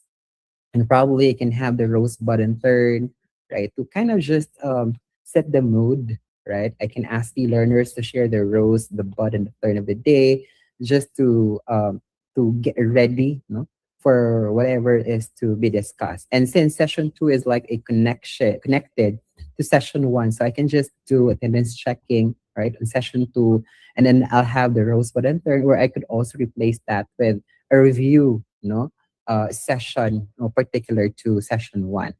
So since we're able to actually plan out the pre-lesson already, then let's go ahead and proceed to plan out on the flow. Now, for the flow, there are a lot of models to use, but based on my example, I'm using the 4A's here. Actually, it's a 5A's. It's just that the assessment is placed somewhere else. No?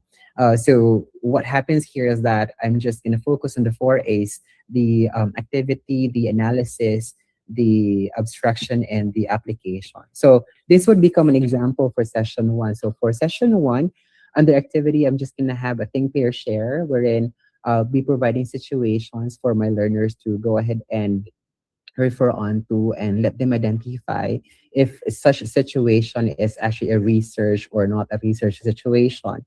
So that afterwards, what they can do is to share their answers with a classmate, all right? So that they'll be able to actually kind of decide whether or not such situation is actually research or not research, so that after I can go ahead and call out a pair, right? So if you can notice in here, we're kind of focusing already on the learner-centered activity, because they're the ones answering the questions, and they're also collaborating with other learners, right? And be able to kind of provide a final answer based on your discussion, right? So that afterwards, I can call a pair and then have them basically share their answer, right? Without judgment, because on the activity or even on the analysis part, there shouldn't be any judgment, so that you wouldn't need to repeat your discussion in abstraction. So it's like we're putting in a thrill. So meaning you are considering all responses, no, without judgment if it's wrong or not. All right. We just wanted to really let the learners provide, their answers based on what they have learned priorly. All right. Okay, so that's the activity. And so we'll proceed with the analysis. So for the analysis part, the best way and the connected way to actually write analysis is to kind of prepare questions that would process the activity, and not that activity is isolated from analysis, right?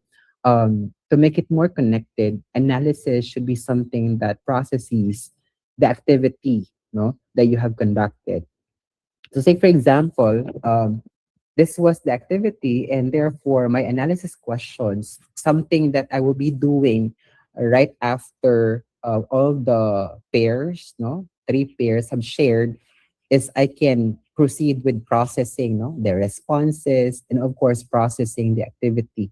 All right. So based on the activity that I presented, the is it research under think, pair, and share, probably I can have the analysis questions such as what features distinguish a credible. For example, he would say that situation A is not research, but situation B or C is research. So you could ask the class, what features distinguish a credible investigation from a simple collection of opinions or information? Or if you find it very high level, you can just go ahead. What made you decide? No, you can have a question. What made you decide that situation A is not research and situation B or C is research?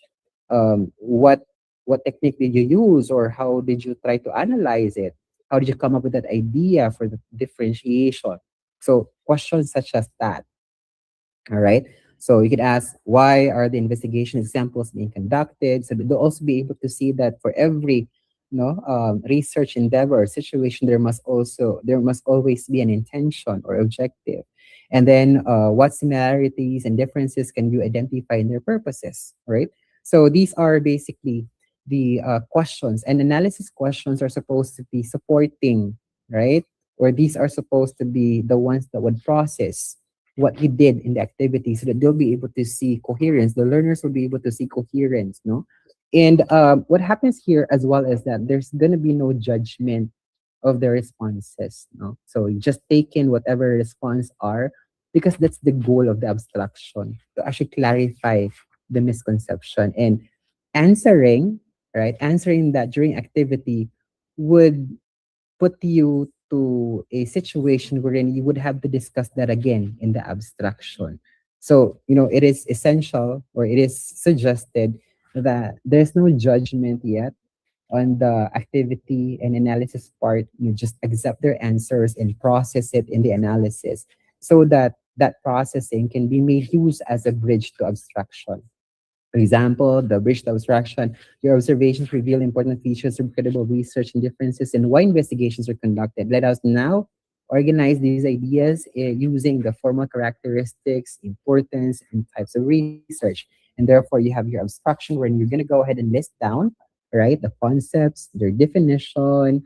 In this example, I have here the characteristics of research, outlining the research is systematic, empirical, objective, so on and so forth.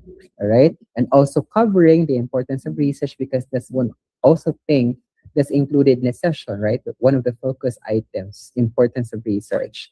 And then since part of the session is to also include, right, the basic and applied research, to go ahead and include, all right, the kind of distinction, right, of a basic research from applied research. So these are the discussion points that a teacher can basically do under the abstraction. So that after the abstraction, what would now follow is the application, or the third A of 4A is application. What is suggested is that in the application, there's what we call as the we do application and the you do application. All right. So say, for example, in here, a teacher can go ahead and present a situation to the class. For example, a group of researchers studies how sleep influences learners' ability to remember information.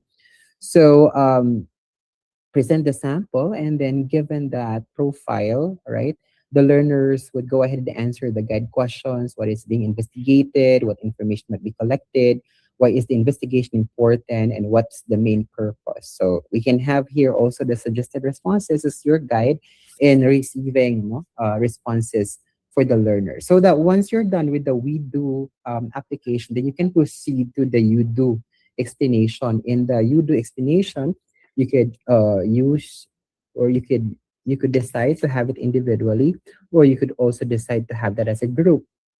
All right. Now, in the you do application here, I made use of the explain purpose activity. So I'm providing them a scenario to which it reads the school studies reading difficulties of grade 7 learners before developing a reading program. So ask the learners to complete these statements independently. The investigation focuses on what? Based on the given example. It is important because why? Its main purpose is to blank. All right. So if you could notice in here, we are doing the redos. We'll have a kind of contextual understanding, right, based on probably given scenarios or real world scenarios, and the application for the you do that's going to assess whether each of the learners are actually able to actually manifest expected output of the session for the day, right? So it's basically like that. Okay. So that would end your session one so that you can go ahead and plan for session two. What's going to be your flow of 4As in your session two? But let me just go ahead and provide you a short recap. No. So again, the first thing that you would need to go ahead and do is to actually take a look at the session objectives. What were the objectives of that particular session? So basically, if we go back to the scaffolding objectives, um, we are basically covering the first two scaffolding objectives in the session one, and then the third and the fourth scaffolding objectives for session two. So meaning, what we need to make sure here is that on the flow, we should be able to address the list, the characteristic, as well as to explain the importance, right? And that's the reason why what happens here is that we have the abstraction that covers about the characteristics, as well as the importance, as well as the purpose, no, of the basic and applied research. But the most important thing here is that whenever you are giving out an activity for the activity section of the 4As, you must make sure that these are something that's based on prior knowledge. This is supposed to for grade 8, and they have science research in grade 7. So it is expected that they already have a good understanding of the definition, and therefore I don't need to go back, and therefore I can just proceed to the characteristics. So given that they have prior knowledge about what research and not research is, I'm giving them situation to identify whether or not it's research or not research, and whatever their responses are, these are not going to be judged, and it will just be processed, no, particularly on the analysis, so that whatever comes out in the analysis discussion, then it can be used as a bridge to abstraction, wherein we are already clarifying misconceptions, clarifying definitions, clarifying relationships, so on and so forth, so that in the application part, we can go ahead and try to assess whether or not learners are able to apply their knowledge, no, in a given context. And the suggestion is that for the application, we have the we do and the you do. We do to make sure that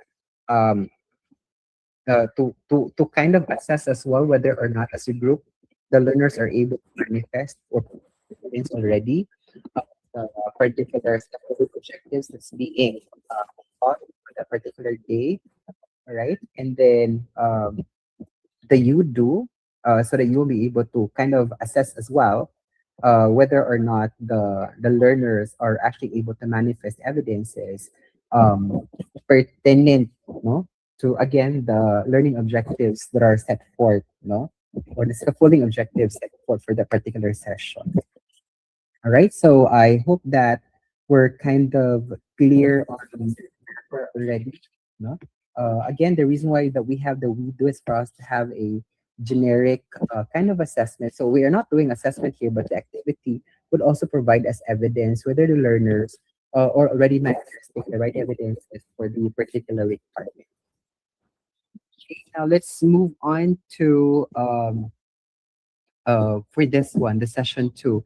Now, given that the focus for session two is classification and differentiation of basic and applied research, meaning it came out from classify given research examples as basic or applied research, or I'm sorry, applied research applying and differentiating basic research from applied research based on their purpose and characteristics. So what do you think would be the best activity that you will prepare for this particular session? So can you please write your answers in the chat box? Can you share your thoughts and answers to what would be the best or what's the appropriate activity that you can go ahead and implement for session two based on the focus and based on the scaffolding objectives that we have set forth a while ago? Please write your responses on the chat panel.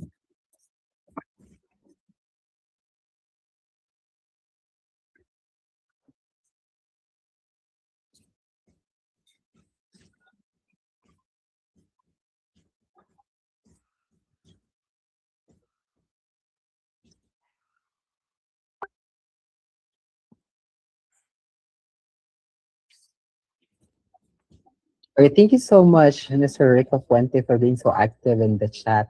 This is really appreciated.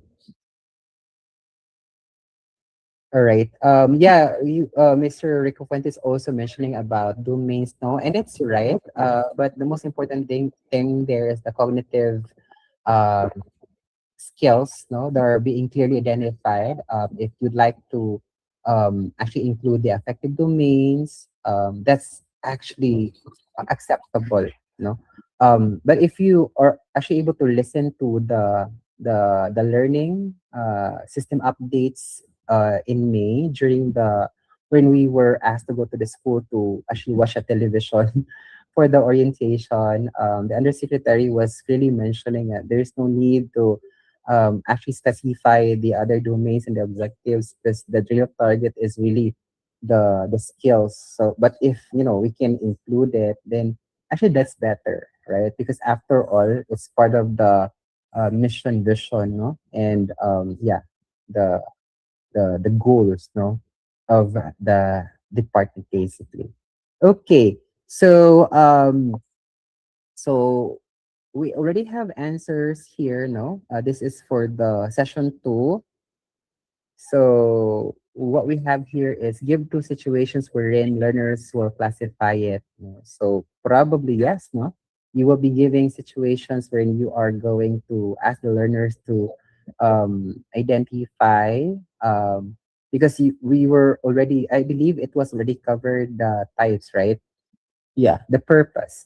So probably, right, the activity that you'll go ahead and have them exposed with will be providing situations and then try to let the learners determine whether the goal is solving the problem or the goal is just understanding the problem, right? So probably you can have list three situations with the instruction um, determine or identify whether the goal is solving a particular problem or the goal is just understanding the problem. That's a better way of actually differentiating basic research from applied research, right? So the learners will then go ahead and try to write their answers. And then again, you can still do the think, pair, share, right? Then they'll go ahead and share that with a classmate and decide as one. All right. And then afterwards, the teacher can go ahead and call out those partners and share their answers, ask them to justify as to why they feel that it should be to answer or to answer a problem or to solve a problem or to understand a problem. All right. And so that whatever will be the responses, right, you can go ahead and proceed to the analysis. Probably asking questions, right, that would involve what makes you decide, right? What's your indicator? What's the strategy for you to determine whether or not such a situation is actually trying to understand a problem or trying to answer a problem. Right? So it's just basically like that, right? So of course, you based on the analysis, you can do a bridge towards abstraction, so that in the abstraction part, then you can go ahead and list down, all the concepts pertaining to the applied and research, and then you can go back, So, say for example, you say, so we have two types of research in the abstraction. One of it is basic. Basic research is about understanding the problem. So, if you could notice back to the activity, right? The situation here calls only for understanding the problem. So, uh, we could relate it to being labeled as, basic research. The second situation is geared towards not only understanding the problem but solving the problem, right? So this is basically under applied research. So if you can notice, there's still connection, right?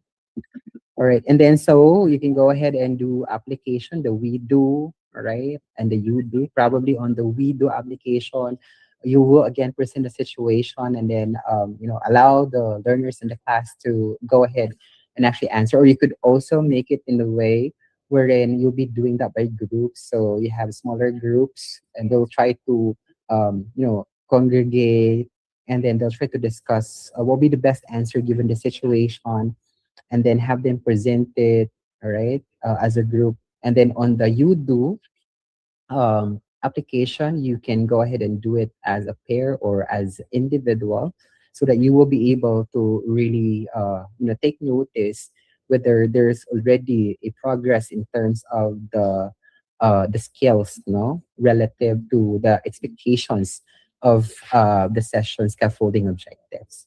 Okay, all right. So it appears that we now have, right, a clear understanding, right, of how do we go ahead and actually lay out, the learning experience given the planned sessions, and also given the scaffolding objectives that you have identified for your session. Okay. All right. So, do we have any questions particular to the learning experience? If you have one, now is the best time to write those in the chat panel prior to moving on to the next framework of Ilaw, which is assessment. If there are any questions, right, please go ahead and try to get to the chat. We'll be able um, to address them. I would like to ask, what would our outputs be for this webinar? The output in this webinar will be really, a lesson plan of your choice, right? So that would already test whether you can already easily do the identification, of the learning competency, as to whether you use that as is, you would need to unpack it, or you need to just go ahead and cluster it, so that from there you can go ahead and decide to break them into objectives, scaffolding to the expectations, such as providing, scaffolding objectives for remembering, understanding, right? It will be bloody for me since I haven't written one for a long time. Okay. All right. But I will be showing examples, no? All right. And during the workshop, I actually prepared a submission bin to which you can just upload the plan, and then the that particular system will go ahead and provide you right then and there decision whether the learning competency, all right, and the objectives that you set forth are actually aligned, to align, including the learning experience as well as the assessment and the ways forward. So you don't have to worry about that, Mr. Ricafonte. Okay, so are there any questions pertaining to the second? Um, all right. Can we apply IDF in learning experience? Definitely, you can do that. That's up to you. No, you can actually do that in abstraction and even in application. Most importantly, in application. But there's also times when you can do it in the um, abstraction because we do have learners with different ways, of actually learning. All right. Any other questions that you may have, particular to particular to the learning experience part, no, of the Ilaw framework? Because if there's none, then we can go ahead and proceed, no, to the next component of the framework, which is the assessment. Okay. All right. If you're still typing anyway, I would still go back to the chat panel, and if there are some items that have not been answered, then we'll try to answer them as we go along the way. Now, let's go ahead and actually proceed, to the next component of the ELAW framework, and that's assessing learning. Now, formative assessment gathers evidence while learning is still developing. So it is not entirely true that we can only do formative assessment right after the session is done, because we definitely can use formative assessments while the class is being developed, right? For example, in your activity, right, you found out that learners have good um, what we call as understanding already, because they can provide their answer and justify their answers, and their justifications are actually aligned with the target of the day.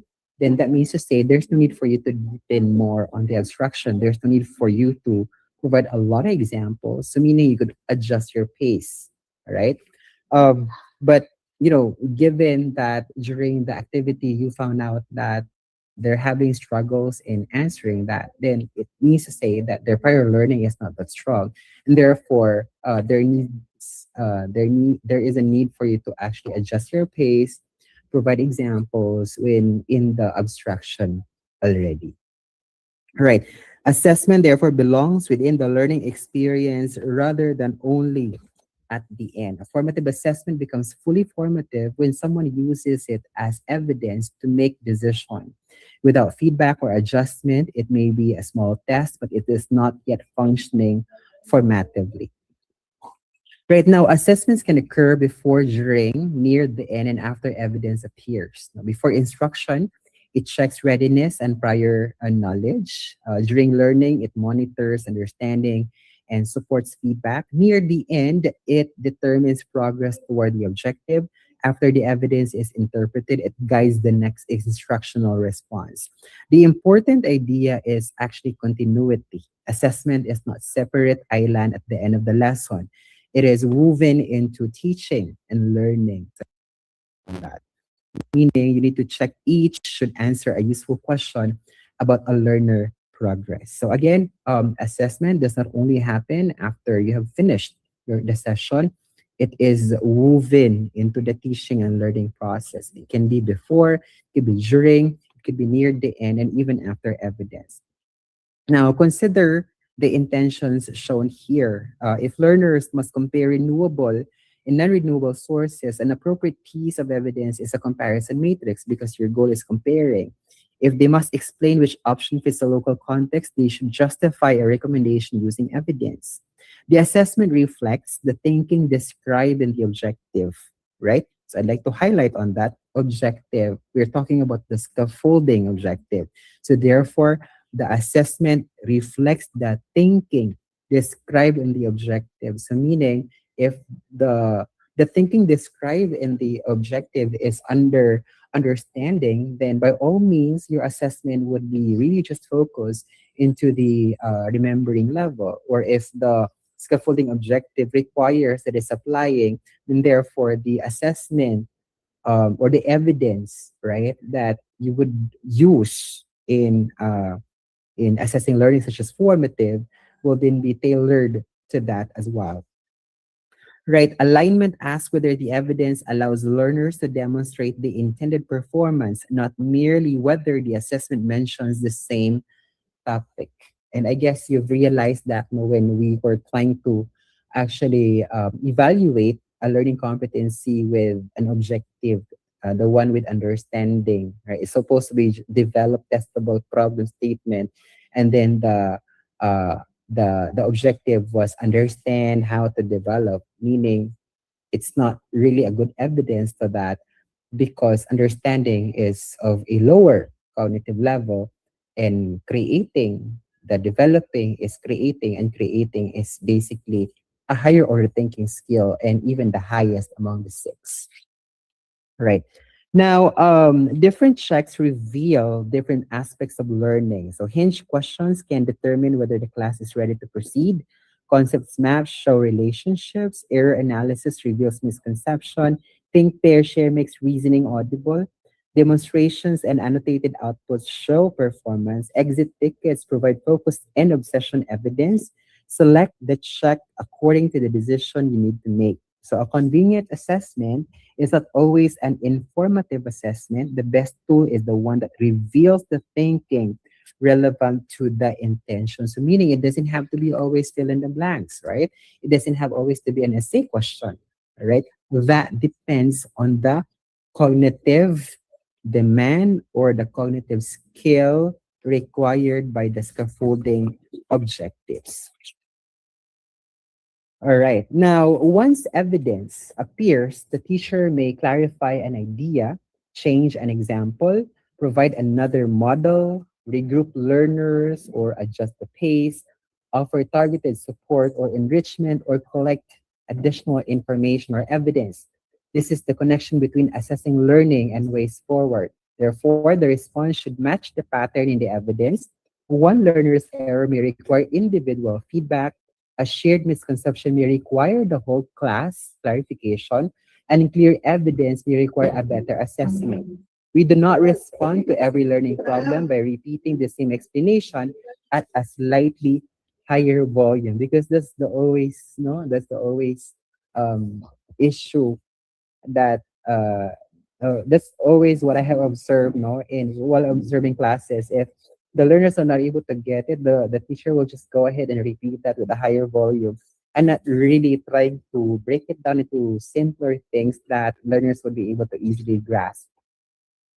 Now, inclusive assessment removes unnecessary barriers while preserving the intended learning. All right.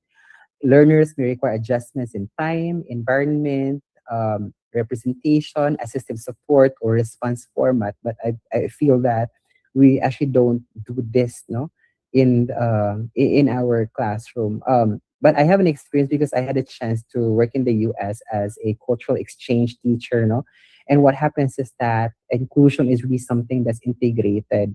So when we're doing assessment and there is this learner diagnosed with what we call as eyesight issues, that there's going to be what we call as adjustments, no, in terms of how they will be assessed. Will they be allowed to use the zoom in, zoom out feature or the accessibility feature? But in the Philippines, it's not yet really that implemented, and that's the saddest thing about it. All right. So, if the objective is scientific explanation, for example, handwriting speed should not become the hidden skill being assessed unless writing fluency itself is part of the intention. There's also one thing that we need to consider, because there are also teachers who are so keen on assessing the output, even though the intention is just really kind of manifesting the skill in writing scientific, right? So, if it's not part of the scaffolding objectives that aesthetics is to be considered, then by all means, no, don't include it on the assessment as well. Uh, I would like to highlight, however, that access does not equal to lowered expectations. So, meaning, if the expectation is for them to be able to create, right, you shouldn't modify that to analyze or apply just because you feel that your learners are not able to do it, right? So, it's a manner of really choosing the right assessment tools to be able to actually get the same output but using different means or channels to be able to do so. All right. Now, consider the evidence here. So, an exit ticket shows that 40% of learners hold the same major misconception. So, I want you to please answer the following questions. What should happen immediately? Who needs reteaching? Who needs enrichment? And what evidence comes next? Right? So this is just a short discussion of this particular situation wherein an exit ticket. So for example, you gave out an exit ticket. Probably you asked them a question, and based on the responses, there are 40% of the learners that hold the same major misconception about the topic. So what should happen next? We are not trying to connect assessment and the ways forward. We are not yet doing in-depth on the what we call as assessment of learning. So can you please share your answer in the chat panel? What should happen immediately? Who needs reteaching? Who needs enrichment? And what evidence comes next? All right. Can you please go ahead and share your answer? Given the situation wherein there are 40% of the learners who are having or who holds the same misconception, right? What should be done next, right? What should happen immediately? Who needs reteaching? Who needs enrichment, right? And what evidence comes first, right? We have a response here, remediation is needed, right? So that is, I believe, the answer to what should happen immediately. Okay, all right. For any answers to the other questions, we have about three questions, right? So we already have an answer for the first question. How about any answer for the second question? Who needs reteaching and who needs enrichment? Oh, there are four basically. And what evidence must evidence comes next? Any other insights or inputs related to this? All right, the 40% of the learners who demonstrated the misconception. Um, is this for the enrichment, sir, or this is for who needs reteaching? Right. Learners who weren't able to pass, okay, needs reteaching. Okay, thank you so much for those questions. I have here suggested answers for these questions. No? Okay, so what should happen immediately? What would happen is that you need to clarify the misconception to agree whole class intervention because 40% is not high. Use a different explanation, contrasting examples, or short demonstration. Do not simply repeat original instruction. Now, who needs reteach? The ones that feel shame are the ones who fall. The 40% who demonstrated the misconception, they need targeted reteaching. The responses should be examined before to determine whether they share the same underlying misunderstanding to make more clarifications. So for the question who needs enrichment, these are the learners who demonstrated secure understanding and they should be given or they should receive an extension for targeted research is being conducted. So meaning, it doesn't mean that those who were able to get it will just be relaxing, no?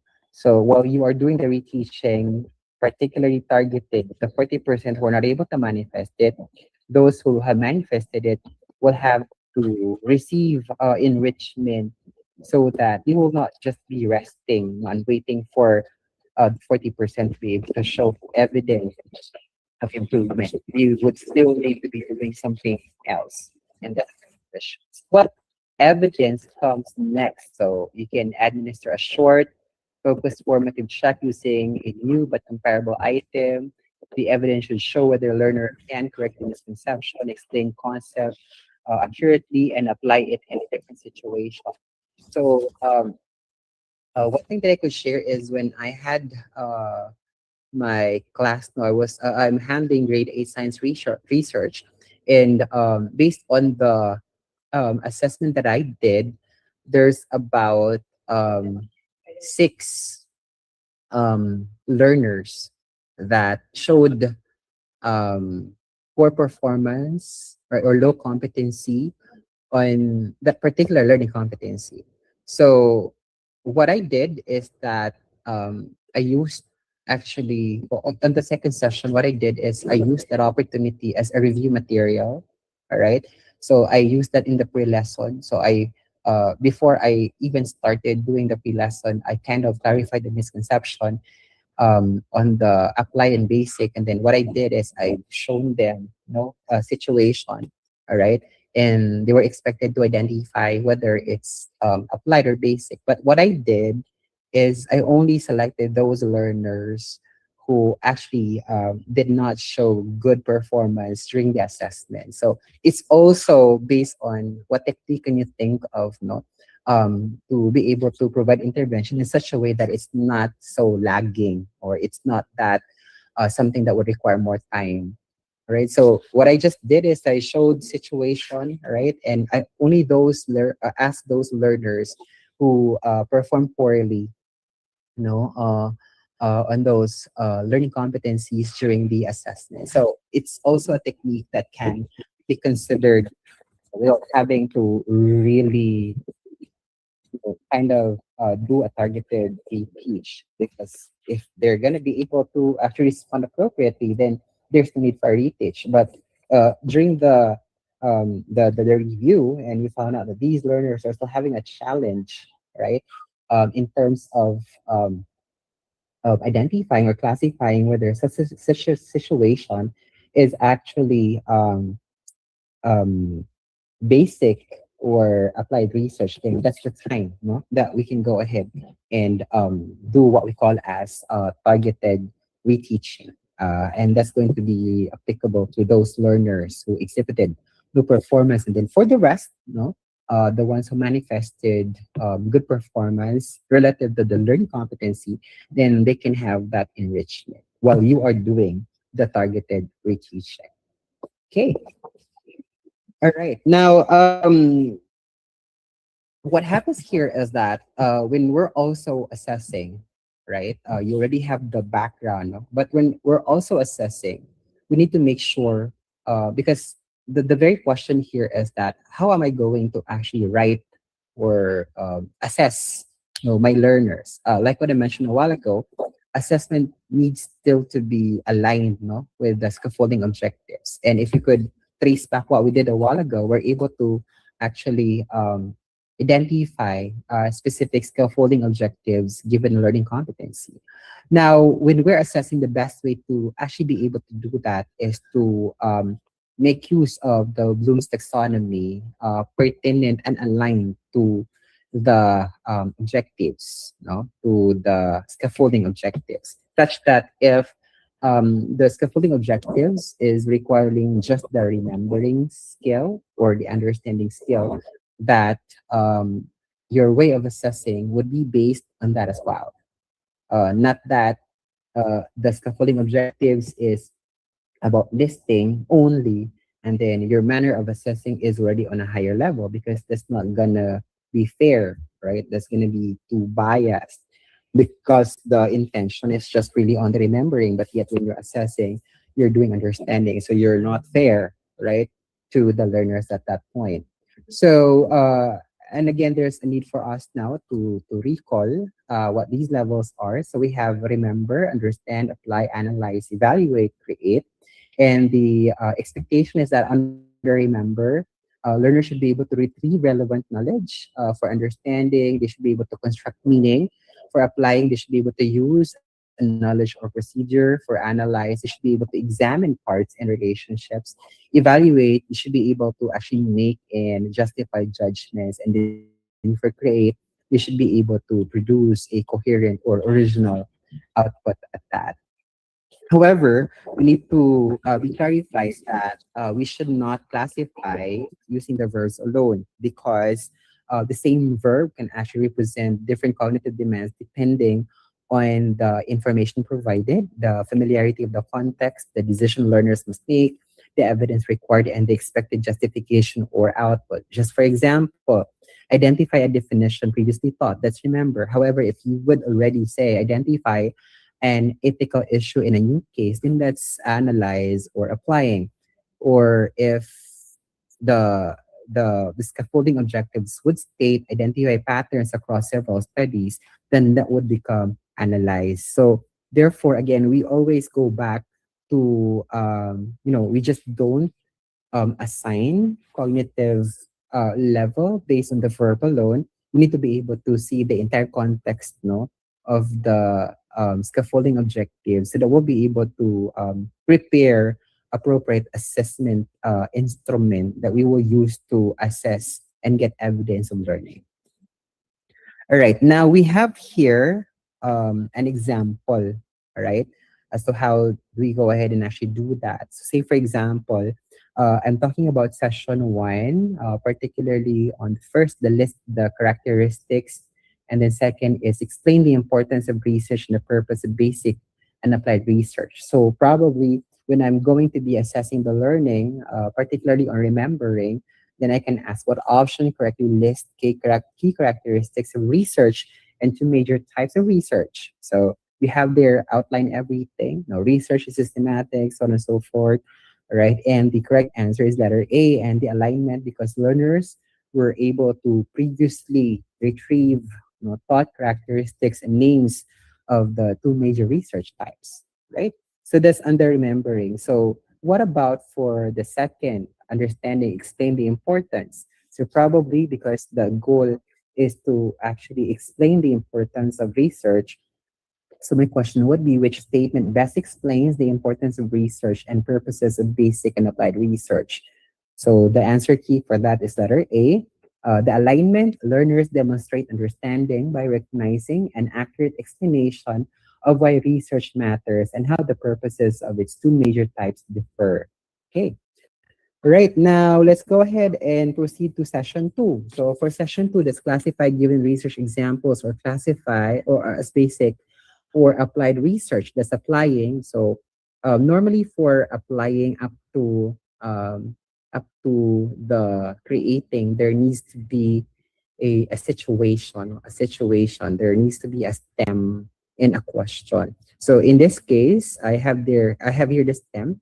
A university researcher investigates how the human brain organizes newly learned information. The study aims to expand existing knowledge about memory and does not seek to solve an immediate institutional problem. How should this investigation be classified? So the answer is letter A, because it's basic, right? It's basic research, though A and C are basic research, but in the matter of how it's being applied, it points the differentiation. Because letter A, it seeks to expand theoretical understanding of how memory works.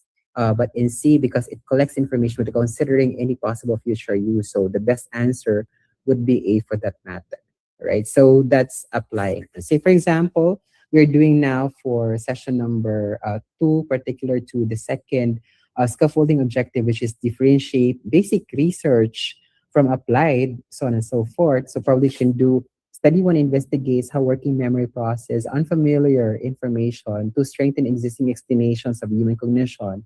Study two evaluates whether a particular note-taking strategy improves the examination performance of grade 11 learners, which analysis most accurately differentiates the two studies. So the answer key is A. Study one is basic because it develops theoretical understanding, while study two is applied because it evaluates a response to a practical need. So do you see now the distinction of how we do actually assessment pertinent to what kind of level it should have been? Should it be under remembering, understanding, applying, analyzing? So I hope that you're able to see now, or you're able to develop insights as to how do we actually kind of draft or make our assessments to produce evidence of the learning, because also based on experience, there are still a lot of teachers who are having some issues in terms of drafting questions per the TOS. In the TOS, it says creating, but when you try to read the questions, they're just really about into remembering or understanding or just even applying, not even analyzing at that. So I hope that these examples that I've shown you are that helpful enough to give you insights that whenever we actually prepare assessments to provide evidence of learning, that we always go back to the scaffolding objectives of the session. Say, for example, in this session, you're able to cover the first two scaffolding objectives in one session, and therefore, um, if you try to assess the learning of your learners during the session, then your list of questions should be tailored to the cognitive demand of the scaffolding objectives, right? So, meaning if there are remembering and understanding cognitive demands for these scaffolding objectives, that assessment should be tailored fit as well, right? To the scaffolding objectives. Because if you will be lowering down the standards and just ask for recall, even though one of the scaffolding objectives is understanding, then you are assessing your learner wrong, and the evidence that you will get will be kind of fake. No, what kind of fake? Yeah, because um, what is being shown as an output is not a genuine, no, result of the right cognitive skill required for the session. So I hope that I'm kind of clear on that matter. Okay, right. Now, importantly, two items evidence are sufficient per learning objective, no, for formative assessment. So meaning, if the intention of the first session is just to list the characteristics, then at least you have two, no. But however, if you are also able to cover the explain, since you need to have at least two, then you have four items, no, to go ahead and make use of when assessing learning, particular to those scaffolding objectives. You are only to assess the per learning objective during as formative assessments. For summative assessments, focus on the learning competency. I'd like to highlight when you are assessing, right, um, formative assessment, you focus on the scaffolding objectives and not on the learning competencies. Because if you're just covering session one, it does not speak for the whole learning competency. Because for you to be able to speak about the full learning competency, you need to be able to actually cover session one and two. So it is only appropriate that when you're doing a formative assessment, that's going to be focused on the scaffolding objectives. And then when you're going to be doing summative assessment, then you will use already, the what we call as focused learning competency. So I hope that's actually clear. All right. So these are examples. So what do we get out of the summative test? For example, you're doing a summative test. So I believe I deleted. So what will you get out of the summative? Because the summative, if we could go back to the original, identify the characteristics of research, explain the importance of research, differentiate basic research from applied research. So meaning, on your summative test, you'll have set of questions pertaining to the identifying of characteristic, explaining, and then you will have set of questions pertaining to differentiate. Okay. Now, where's the applying there? Since you're doing summative tests, you don't need to go back to the unpacked competencies, no? Right? The unpacked scaffolding. You just have to address, right? Um, the cognitive demand. Because I know that most of the teachers are still using the 60-30-10. No, I'm not sure if you're still employing that. But the 60-30-10 no longer has basis in depth order number, if I'm not mistaken, 15 for the classroom assessment, even in depth order number 58, series 2015. Because if you could take a look, the 60-30-10 is actually from a depth memorandum in 2003, right?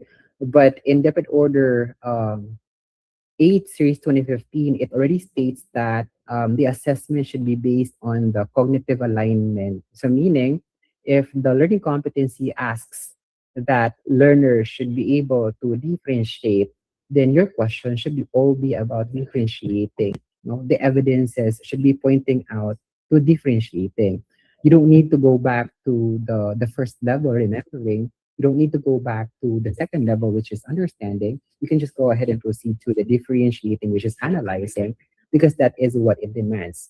Because if you would be including items on the lower levels, the result would not actually provide a genuine result, because there's a possibility that you may have items, a lot of items for just the remembering, and then just one item for um the analyzing. So meaning the result is kind of buffered, because the question items does not solely uh, are related to the intention of the learning object, learning competency, which is analyzing. So I hope that we're kind of clear on that. Again, I'd like to highlight the 60 E's. Uh, Normally, we try to kind of align it with the lower order thinking skills. Then um, the average, we kind of try to align that with the middle order or the mid order, the applying and analyzing. And then for the difficult, we give it less items and we kind of align that to the evaluating and creating. But come to think of it, if the requirement of learning competency is creating, then you're allocating. For example, you have 10 items. You're allocating 6 items for the remembering or for the lower order thinking, and then um, you have 3 items dedicated for the mid order, and you only have 2 items for the higher order. Is that fair to say that the learners are able to manifest evidence that they're able to manifest the creating skill? The answer is definitely no. Or it is the reason why that no, it is appropriate to really just create assessment questions that are really aligned with the cognitive demand as how the curriculum guide dictates it. So I hope that I was able to provide you enough insights already on how to go ahead and actually make use, no, of assessment of learning. So because it's already time, let's just skip this case discussion. And instead, I'm gonna go ahead and ask you if you have questions pertinent to assessing learning. And if there are also questions pertaining to the learning experience, I'm also open to answering those questions. So let me just go ahead and read, no, all right, your responses. Okay. What is the ideal distribution, right, of questions according to Bloom's taxonomy? All right. Um, Distribution, what happens here is that if you're doing the formative assessment, so for example, the one that includes identifying, right, characteristics and then explaining, right, you go back to your scaffolding objectives. If in that session you try to address, right, for example, you try to address a list of characteristics, explain the importance in one session, then at least you have two questions for each, 2 questions for remembering, 2 questions for understanding, at least in formative assessment. However, if you're going to be doing summative assessments, such as you have a mastery test or end of module test, then you would go back, no? You would go back to the cognitive demand of the learning competency. So meaning if the cognitive demand of the learning competency says that it or states or stipulated that the cognitive demand is applying, then your questions should no longer, this isn't summative, okay? I'd like to highlight, this is summative. You will no longer include items that fall under remembering, that fall under understanding, but instead your question should now be focused alone on applying. Because again, I'd like to highlight that if you would include, um, this is summative, if you would include lower cognitive skills, all right, of that particular learning competency, then the result is not genuine. because what the learning competency asks is analyzing, and then you integrated items for remembering, for understanding, right? So meaning the result may be buffered because they were able to answer items of a lower level, right? Not that they're able to provide all the evidence particular to the learning competency that's required, in the curriculum guide. So I hope that I was able to make that clear. All right. In the previous summative test for core subjects, we were asked to do 40% lost questions and 60% has questions. That's the thing because I'm not kind of scrutinizing or kind of making a critic, no, but the idea really is that we stick to the what we call as learning competency. So if you are assessing a particular learning competency and the learning competency stipulated that it's really on the applying level, then therefore all the items of your test, if we want to really have a valid assessment, then we need to make sure that all the items, say for example, you have two learning competencies addressed in a particular summative test, and these are applying. So therefore, all the question items are but no. It's like in research, right? When you're actually giving out a survey questionnaire, you have variables, diba? All the questions or all the test statements, for example, are aligned to the variable. It's just the same as that. So meaning if you're also assessing, particularly in summative tests, you go back to the learning competency. So if the learning competencies demand is applying, and therefore all the questions should really be about applying because that's how we provide evidence whether or not the learner has already reached the skill of being able to apply the knowledge that they were taught of. You know?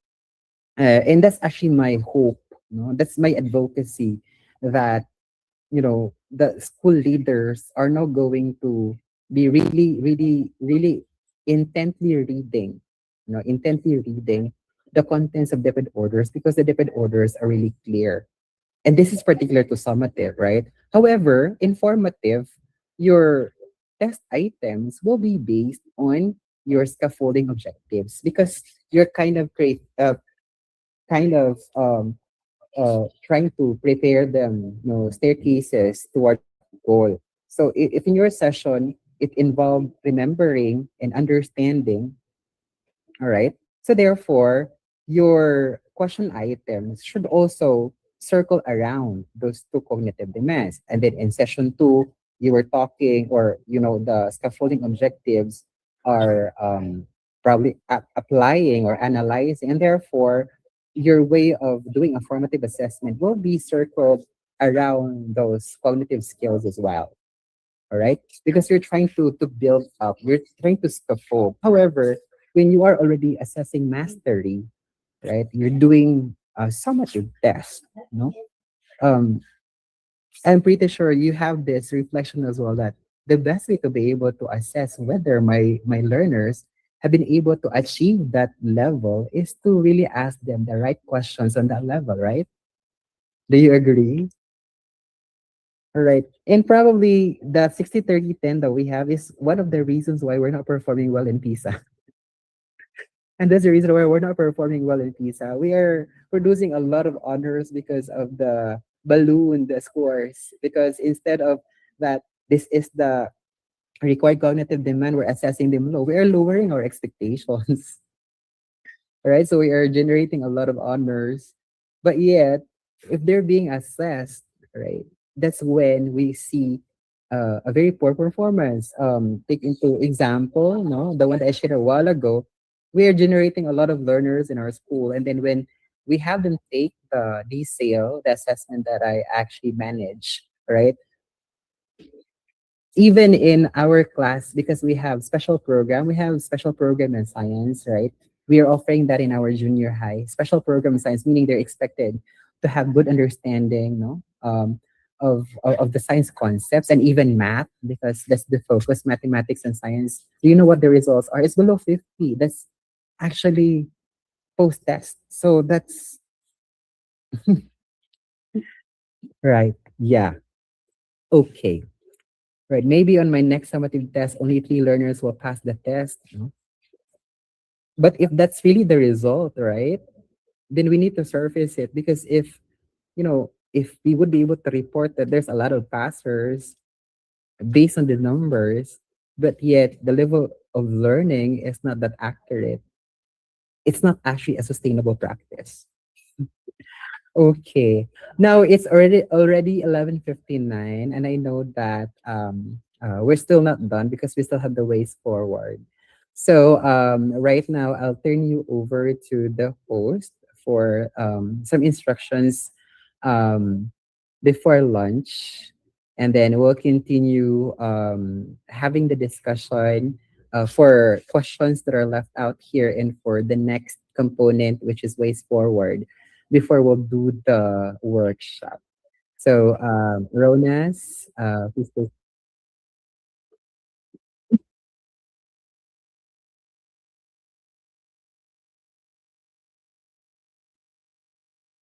Okay.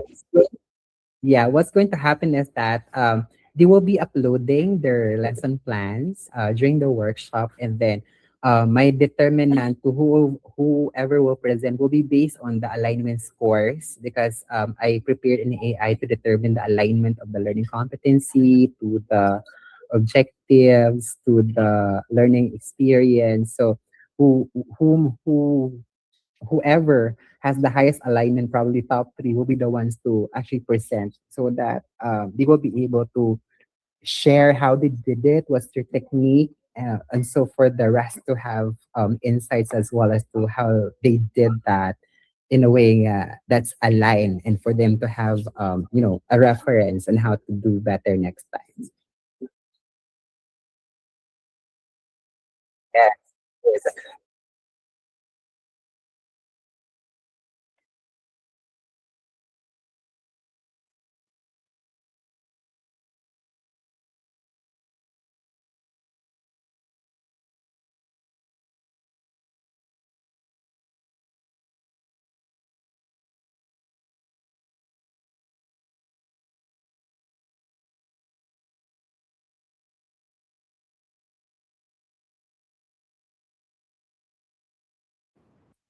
A lot of brands. May I just also include that to select already a learning competency so that you will not have a hard time thinking of it during the workshop. So as early as now, think of a learning competency that you would wish to focus for the lesson plan. Thank you.